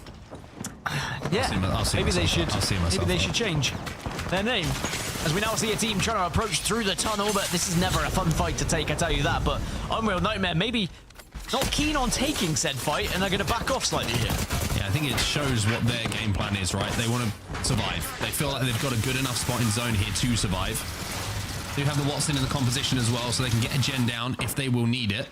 Once again, the opportunity to toast some marshmallows presents itself. Grow Gaming trying to get a little bit aggressive on that as we take our attention over towards the respawn village here. The no-name outside of Fragment. And DMG, your lobby leaders on 51 points. Looking for some Evo and maybe they can throw some kills onto Pioneers of all people once again. DMG, can they do it again? KCP are just like, really? What? Bro, please leave us alone. What do we do? By the way, in case you were wondering, and in case you are a numbers person like myself, Watson is the most picked legend here with 14. 13 Mad Maggies, may I add. ROC still trying to take this fight to 14k. And the Maggie drill is probably going to arrive after the Wrecking Ball. I mean, you saw Wrecking Ball, you saw Ultimate coming in as well from Sparrow. All of these things, but that's great. Vaxilon's got a Peacekeeper, and Deeds, he's flying in as well. Looks like RSC are way on top of this fight. And they're not able to really capitalize on it at the moment, though, and you can see they're reluctant to push up. Indeed, slightly oversteps. And that maybe just opens up the door a little bit, but great damage laid down by Vaxilon. And now Sorcerer also pushing out to try and capitalize because you have to. They're getting pushed from behind. It's a really good Maggie ball, though. I mean, look at that. You can't push that quite simply. So they hold their backs for now. Deeds is still down. But he's crawling desperately towards Vaxilon. Praying and hoping that nobody spots him out. It looks like they will be able to get the reset here. So we almost saw one of our top teams eliminated early, but ROC will hold on. They will reset, but still means they're a little bit of a way off of actually getting into what would be considered a powerful position as we check on them with Falcons, 3rd place at the moment. Only 6 points off 1st place. They are still sticking with Seer, but they've moved over to Catalyst here.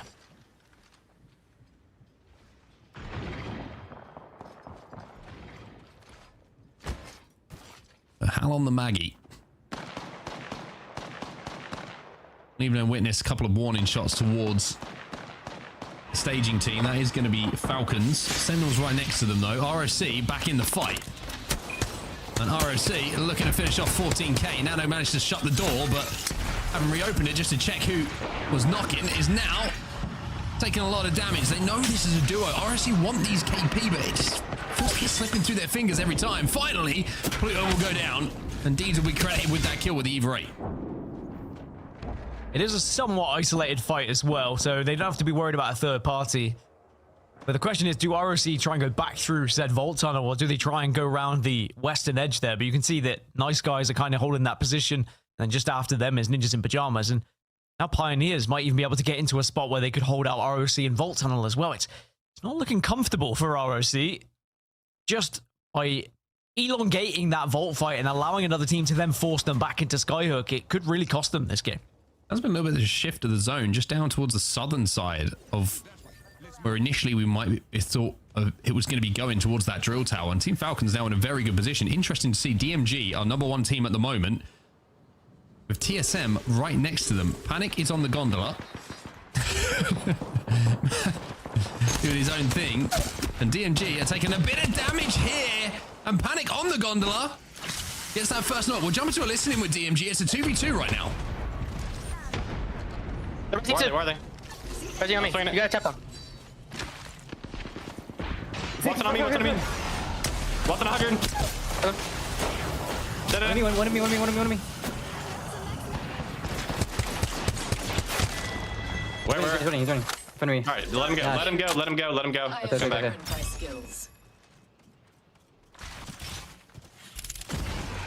Walking in. We have triple perp now. What the fuck? DMG get the better of them, Dan Gaskin. DMG get the better of them, boys and girls at home. It is looking like maybe DMG are going to pull off the impossible. All 4 purples as well. So now that they can confidently walk in and won't be scared to take a fight when it presents itself. Now, this is a fight that has been possible for quite a while. Nice Guys versus NIP. Wrecking Balls come through, and now the fight ensues. Big damage coming in from Kurev with these abilities, but it's a 1v2 for him to win. He has to hit the shot onto Cody.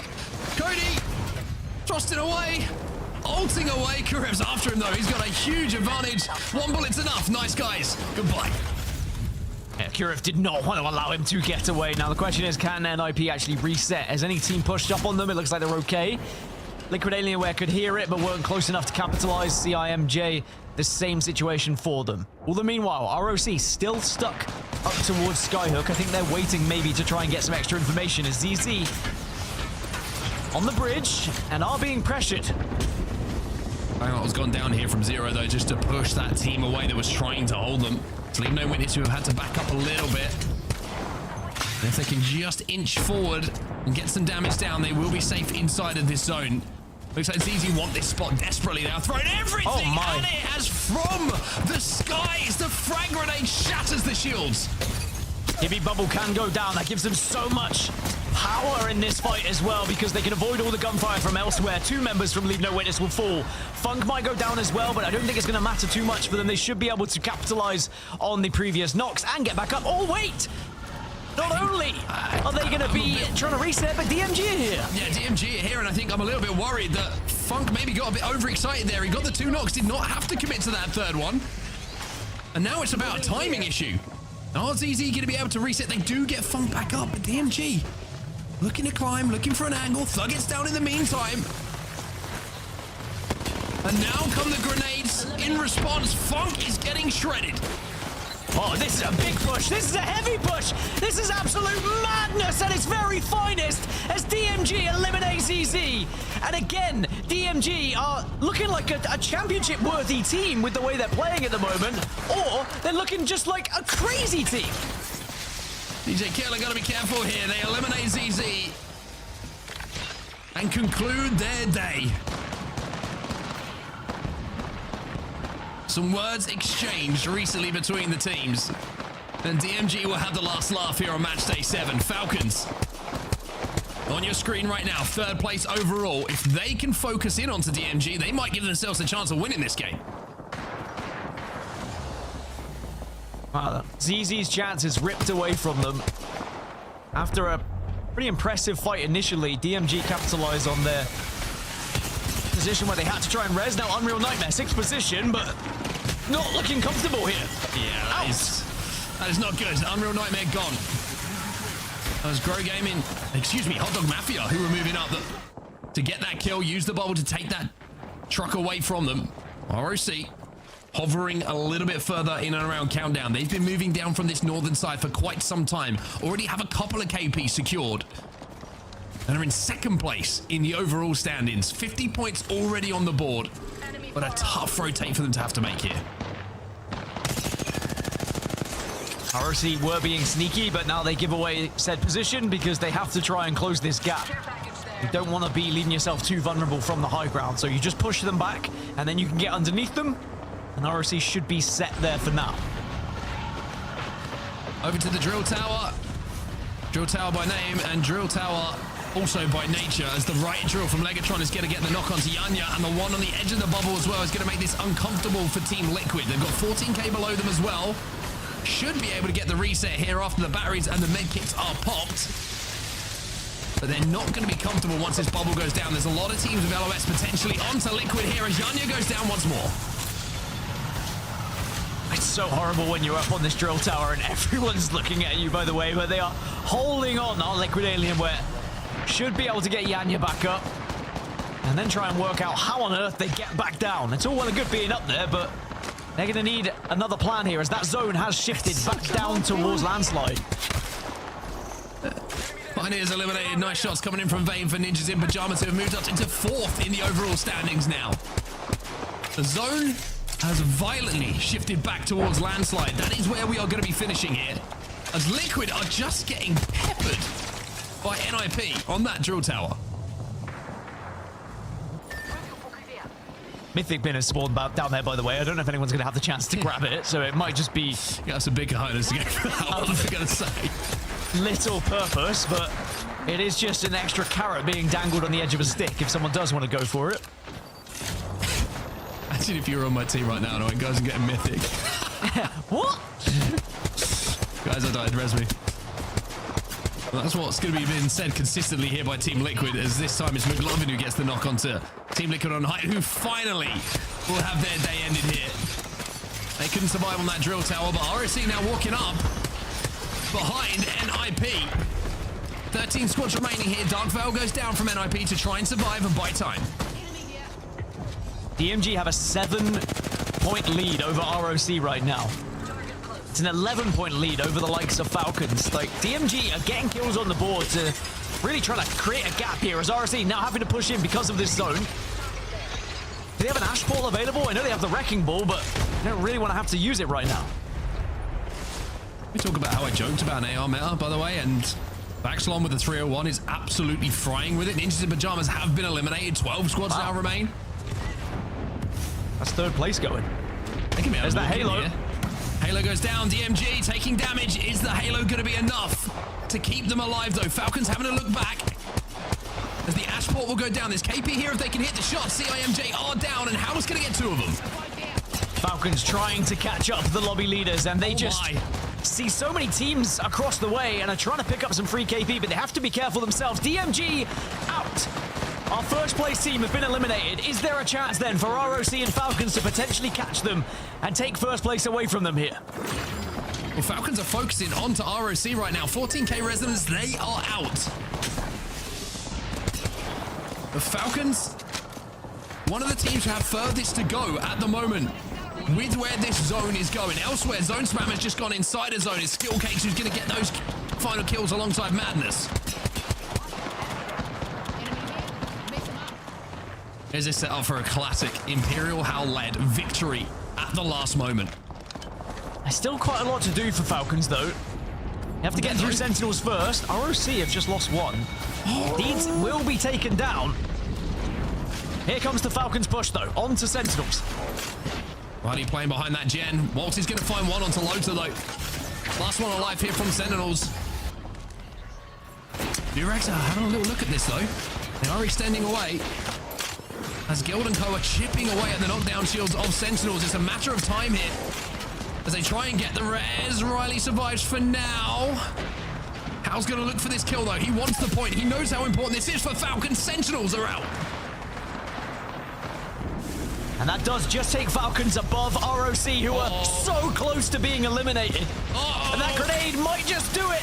Maybe the tether will do it, but Sorcerer's holding on, clinging onto his life. Sorcerer looking for sorcery. He's just been knocked by the riot drill. Vaxelon and Deeds somehow alive, but the zone might kill Vax and Deeds before they can get the meds off. ROC are out. The door is open for Falcons. Wide open for Falcons. They are 3 points shy of DMG, so they need 4 to win this series. And the return of Imperial Howl as IGL with his new roster could end up being a match day victory right here, right now, but I'm sure they'd love to top it off with an actual win here in match 6, but there is still a lot to do to get there. Falcons will hold the western side at the moment, but you've got Hot Dog Mafia to the north, Durags to the south, and then TSM and Masters of Evil holding the east. Dropped it down, top 5. Bro Gaming eliminated. 50 seconds left until the zone starts to shrink, and Falcons have to make a play. They are a little bit tight in this corner here. As we go over to the other side of zones, TSM, by the way, on the ultimate height here, kind of controlling the pace of this lobby. One more team wipe would be enough for Falcons to win this series, by the way. Doesn't look like anyone else can really catch them up. Masters of Evil are on 43 points, and here comes Falcons. Off the back of the Maggie Ball, off the back of the drill, though, but Madness gets the first knock. Walty, it's all up to you. He finds one, but is it going to be enough for Falcons? I don't think so. To take first place away, as Masters of Evil will now look on the pieces of this fight. Still will be a very successful day for Falcons, but it does mean DMG will be smiling from ear to ear as they hold on to first place right now. The closest team to the Masters of Evil on 44 points. They are 13 points shy of DMG. So they'd need every kill and to finish first place if they were to even get close to DMG here. We've seen some crazy things so far today. That doesn't sound ridiculous. Maybe it does sound a little bit ridiculous. However, Skill Cakes and Madness But the Hot Dog Mafia looking to get the res here. Every other team is focusing on each other, so they should be able to get Rambo back into this game. Rambo will get back in. Jen gets a knock with that riot drill. Megatron just trying to spray anyone who's going to peek. But TSM, even though they've controlled the game from this height, Dan, they will have to move at some point. They will have to leave that height and drop. Sky nades considered, but held back.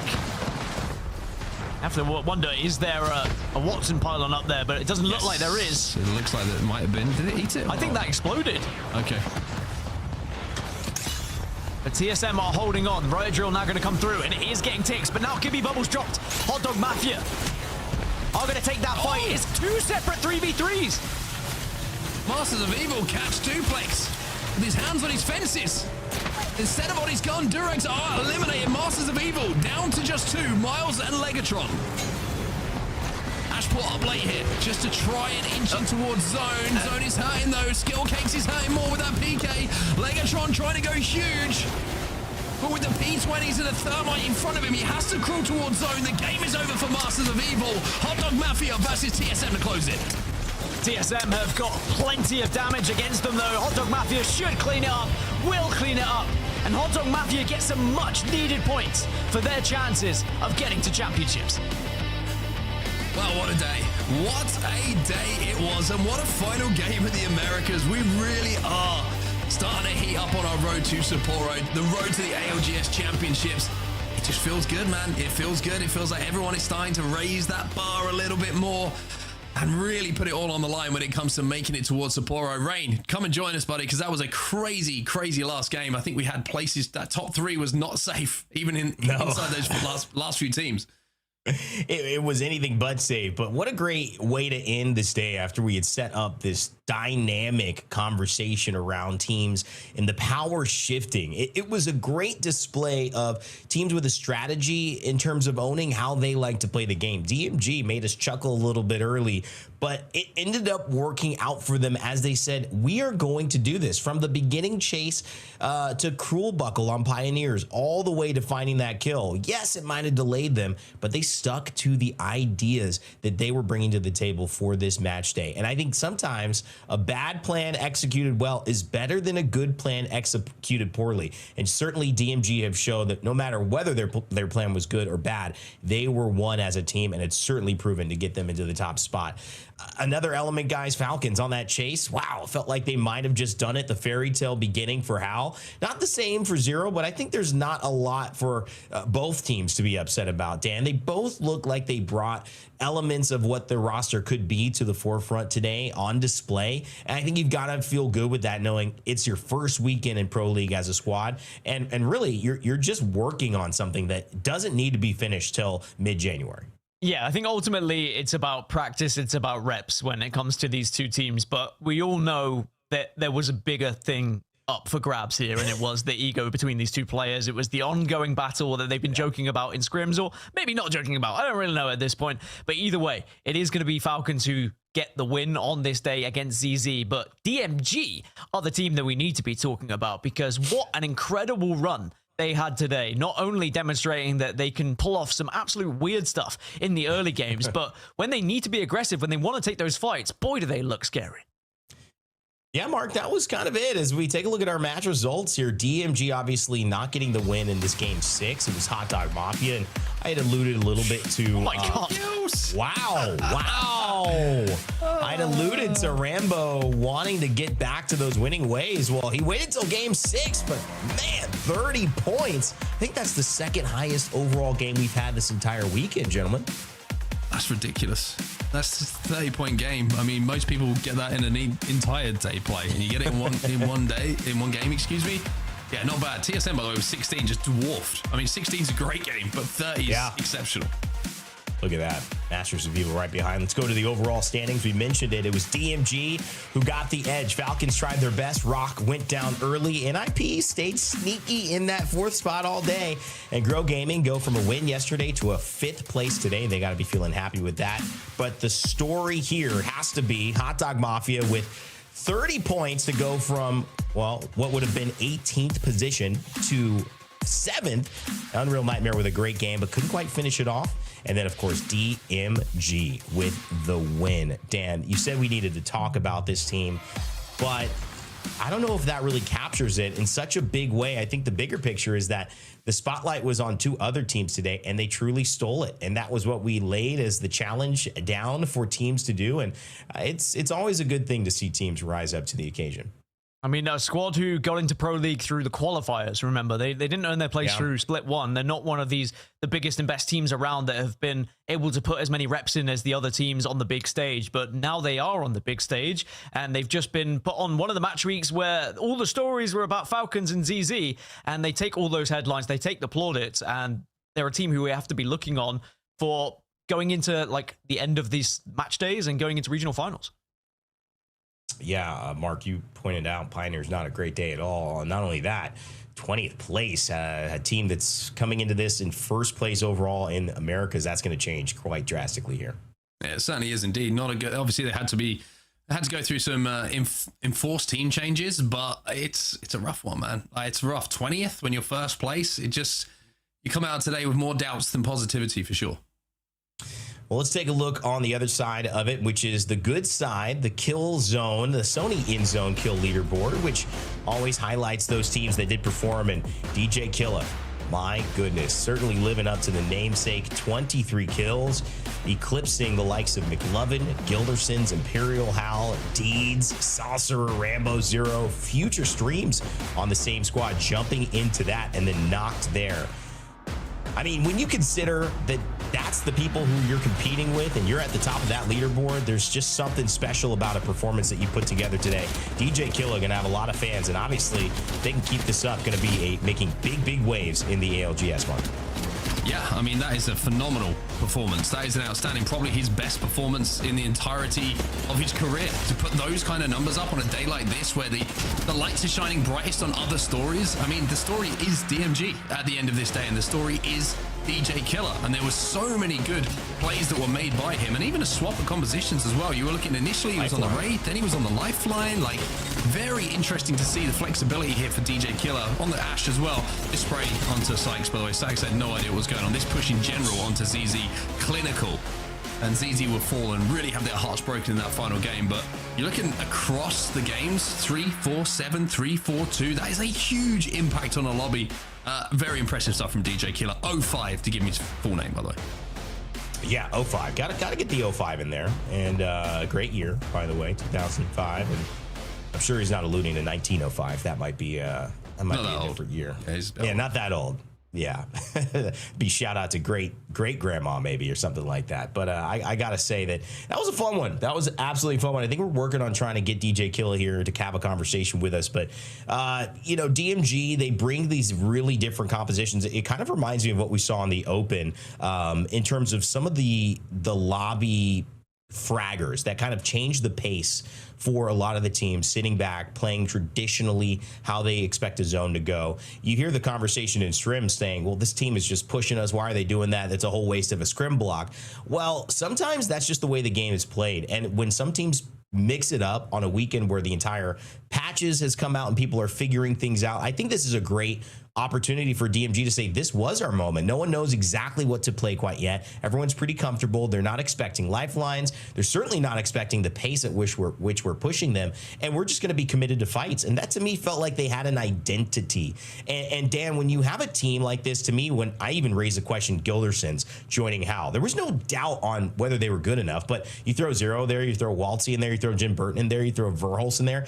All those players are good enough to win. But what's the identity of this team going to become? And that's where I think DMG out the gate, no matter how far they go from here, they clearly have an identity. And that's, I think, a strong starting point for them here in the back half of the split. Yeah, I think DMG are showing some very exciting signs, certainly going towards the tail end, where you've got to be getting to regional finals first. And then once you're in regional finals, are you a team that genuinely can be considered good enough to win the entire thing and beat off other teams who are all desperate to try and get to Sapporo as well? Because that's going to be the main target, the only target for all those teams in regional finals. And the way they played today, there's no reason why they couldn't be one of those teams who are at the forefront of regional finals and fighting their spot in Sapporo. Now, winning Pro League is an entirely different conversation. That's going to be very difficult considering how many points have been accrued so far by other squads. But winning regional finals is definitely on the cards for this team. And just as a reminder, that's how you got to get there. Regional finals win, Pro League win, you got the LCQ as well. Mark, as we kind of settle down a little bit before we get into our closing thoughts, hopefully an interview is here, but just while we have time to spit back and forth, I mean, what's the come down, the kind of like, now that we've seen it, Hal and Zero, we started the day talking so much about it. We've talked about it throughout the games, but if we're going to put a pin on it, what does it look like to you that we've seen both of these teams demonstrate in these 6 games? I think it looks like what both players have honestly said about their teams. I think the Falcons look more comfortable to start with. Obviously, you've got 2 players who are bringing a new third on. Hal said himself, he feels like it's a lot easier to IGL now than it used to be with the amount of information that you can get from playing in game. So him slotting back into that role, I don't think was too difficult for him. He's very comfortable to do. And I think for Zero, you know, he's been very honest. He's been saying, like, this is going to be a process for us. We're thinking about champs. We're not thinking about the now. We're thinking about champs. We're going to win champs. And I think if you keep that in context, it makes the excitement of building towards Sapporo even higher for everybody. Because if ZZ are hitting their peak there and Falcons are hitting their peak there and everybody else is peaking at the right time, it's going to be the best event we've ever had. I certainly think it is. It's setting up to be that way already. And with teams like DMG stealing the spotlight in a day that was supposed to be about 2 veterans and their rivalry, well, we have to, of course, shift our attention to where it is commanded. And that is to DJ Killa, our kill leader of the day and member of DMG, who's going to be joining us now on voice. So we'll keep our faces and throw some maybe background gameplay as well. But I just want to make sure we say hello. DJ Killa, are you here with us? Yes, hello, hi. Hey, first of all, congratulations from us on the desk. It was great watching you guys play. I hope you are feeling good after the win today. Thank you very much. Yes, I'm feeling great about today. So I want to dive in a little bit because we haven't had a chance to have you, especially this team, DMG, and how it's put together, but you specifically as a player here on this level of a stage. It's a big event. Obviously, you know, it was Zero and Hal coming off the same team and jumping back in, and yet we're interviewing you. So with this opportunity, tell us a little bit about your journey here in Pro ALGS, how you got here, how you feel about where things have stood, and a little bit about DJ Killa, so people at home who aren't familiar with you can get to know you. Well, honestly, for starters, this is kind of crazy being first with Hal, Zero. I've always like watched him ever since console days. Yeah, I would always look up to them, try to get better, learn from them.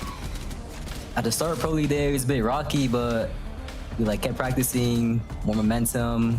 We learned with each other, and yeah. I'm going to follow up with a quick question here. Firstly, obviously, congratulations on today. I think, like Rain was saying, the story wasn't about you at the start of the day, but it certainly is now. Talk to me about the difference between yesterday and today, because it's a doubleheader weekend, back-to-back Pro League days. What switched for you from yesterday to today? What did you go away and work on to have this kind of result? We warmed up. Every single time we played Pro League Day, we would never warm up. We always got on like 5 minutes before and instantly went into Pro League. But this time we actually took the time to play a wildcard game, do a TDM, and all of that. But it certainly proved to be vital because you guys looked excellent, very aggressive at the right times. I loved watching your team fights, but we talked about compositions and legend bans a lot today. You pulled out the Lifeline, the only team to be using Lifeline today. Was that a plan that you wanted to be bringing in throughout the entirety? Are you comfortable with Lifeline? Is it something you've played a lot of in the past? Talk to me about the comps you went with. Yes, Lifeline was actually my IGL choice. He's actually a very smart IGL. I trust him to like push me to my potential and learn how to play the game more. I do have Lifeline in the past. When I first started the game, I was a Lifeline main since season 0 to season 4. So it's pretty comfortable. And I played with her new changes too. And every single comp he wanted to play, I knew I could play off of him. He could tell me what to do. So he's a very good IGL. And now I gotta say, because we may not be familiar, who is your IGL on the squad? Future Streams, the GOAT. The GOAT. Talk to me a little bit more. I mean, tell us about, since he's not on this interview and we haven't spoken to him much, Vicky actually said she played a couple games with him early on and recognized how cracked he was from that one game and mentioned it on broadcast yesterday. Tell us a little bit about what Future Streams does for this team, for your squad. Well, he's okay. We all have our part, but I say like he's like the knight in shining armor of this team. Like, I know we all play our parts, but his macro, his micro, the little decisions he can make in an instant, very well done, put together. He's just all around. He's a very good player. He knows what he's doing. Well, that's been awesome to hear, my friend. It's really exciting to see you guys succeed. And DJ Killa, obviously, whether it was Lifeline, whether it was Wraith, you guys were successful across the day. And congrats on your kill leader victory today as well. What a day and what a lobby. And it belongs to DMG. Thank you for the interview, man. Good luck in the rest of the split. Thank you very much. Have a great day. DJ Killa 05 from DMG. Mark, I had to get that on for you just to represent the man's name. Yeah, show the man respect. Kill leader in this lobby. Lobby winner. That's right. That's right. That's right. I should have called him 23 because he had 23 kills today.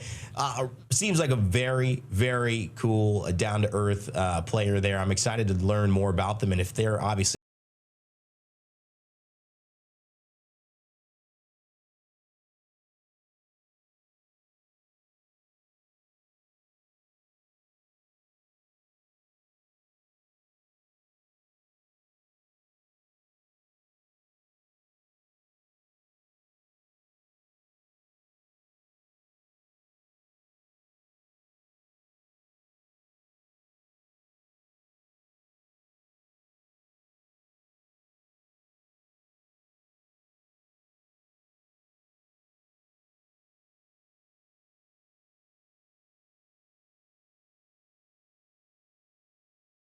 as Howls coming back in, takes the pressure off with the second place, and everyone wanted to know what he did with his IGL status, Dan. Yeah, I'm very impressed with how Falcons played today. I think that maybe they'll be a little bit frustrated they didn't take the whole thing, but as I said, there was bigger picture here. Ultimately, it's just about practice. It's about getting reps in. It's about just showing that you are going to be able to march towards champs and be the Falcons team that is expected to be there. They are expected to be at the very tip of top of those leaderboards, but today it's DMG who take all the headlines, and quite rightly so. They played excellent. All right, well, let's get some final thoughts from you guys after a long day here in EMEA's and now Americas to close us out. Mark, I'll start with you.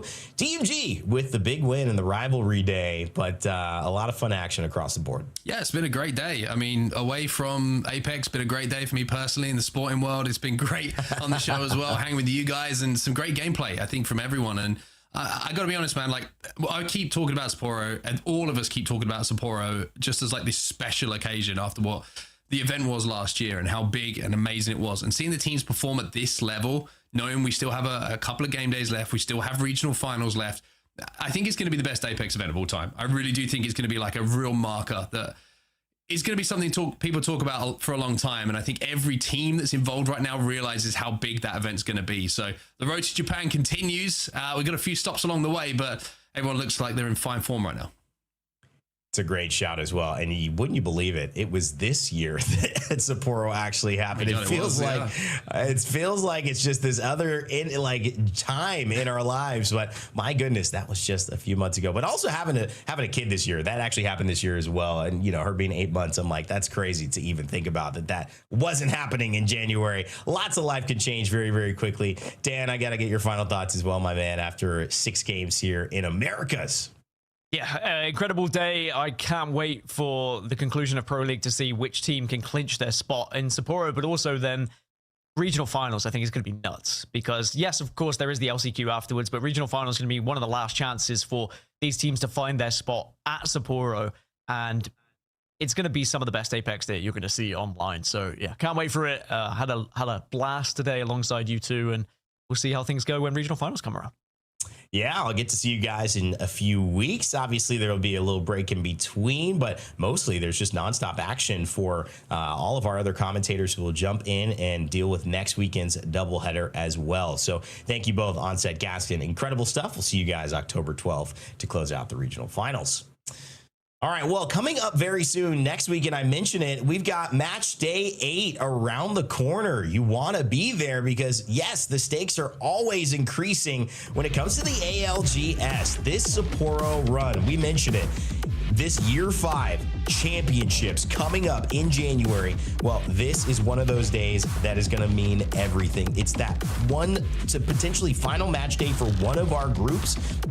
So they're going to have to move in to get their 6th game and really make it count while they'll be waiting and watching for match day 9 to determine where they sit or whether they even make the top 24 regional finals. Also, if you're interested in following us, make sure to check out our socials on TikTok, Instagram, X, and YouTube for Play Apex Esports, because guess what? We got a fun little giveaway going on there. That's right. 11,500 coins are being given away on Instagram, and they're being given away on TikTok, a total of 23,000 coins. Don't worry, I didn't do the math. I just knew what it was going to say. So make sure to follow us, comment, and that'll get you qualified. Maybe you'll wake up one day with a DM from Play Apex Esports saying, here's 11,500 Apex coins. Go have fun, grab some skins, and enjoy. Keep watching the ALGS. That would be a good day. So make sure that could be your day by checking out our socials. Oh man, what a great time it has been. Alongside Onset, Gaskin, myself, Rainday, and all of our crew production behind the scenes, we thank you so much for sticking with us, watching, and all the pros put on what a show. The return to Hal and Zero facing off against each other, DMG and DJ Killer 05 stealing the leaderboard, stealing the limelight. We'll see if all of that continues. From EA, Respawn, and everyone here behind the scenes for the ALGS, we want to say, never give up, never stop gaming, and we will see you all next time.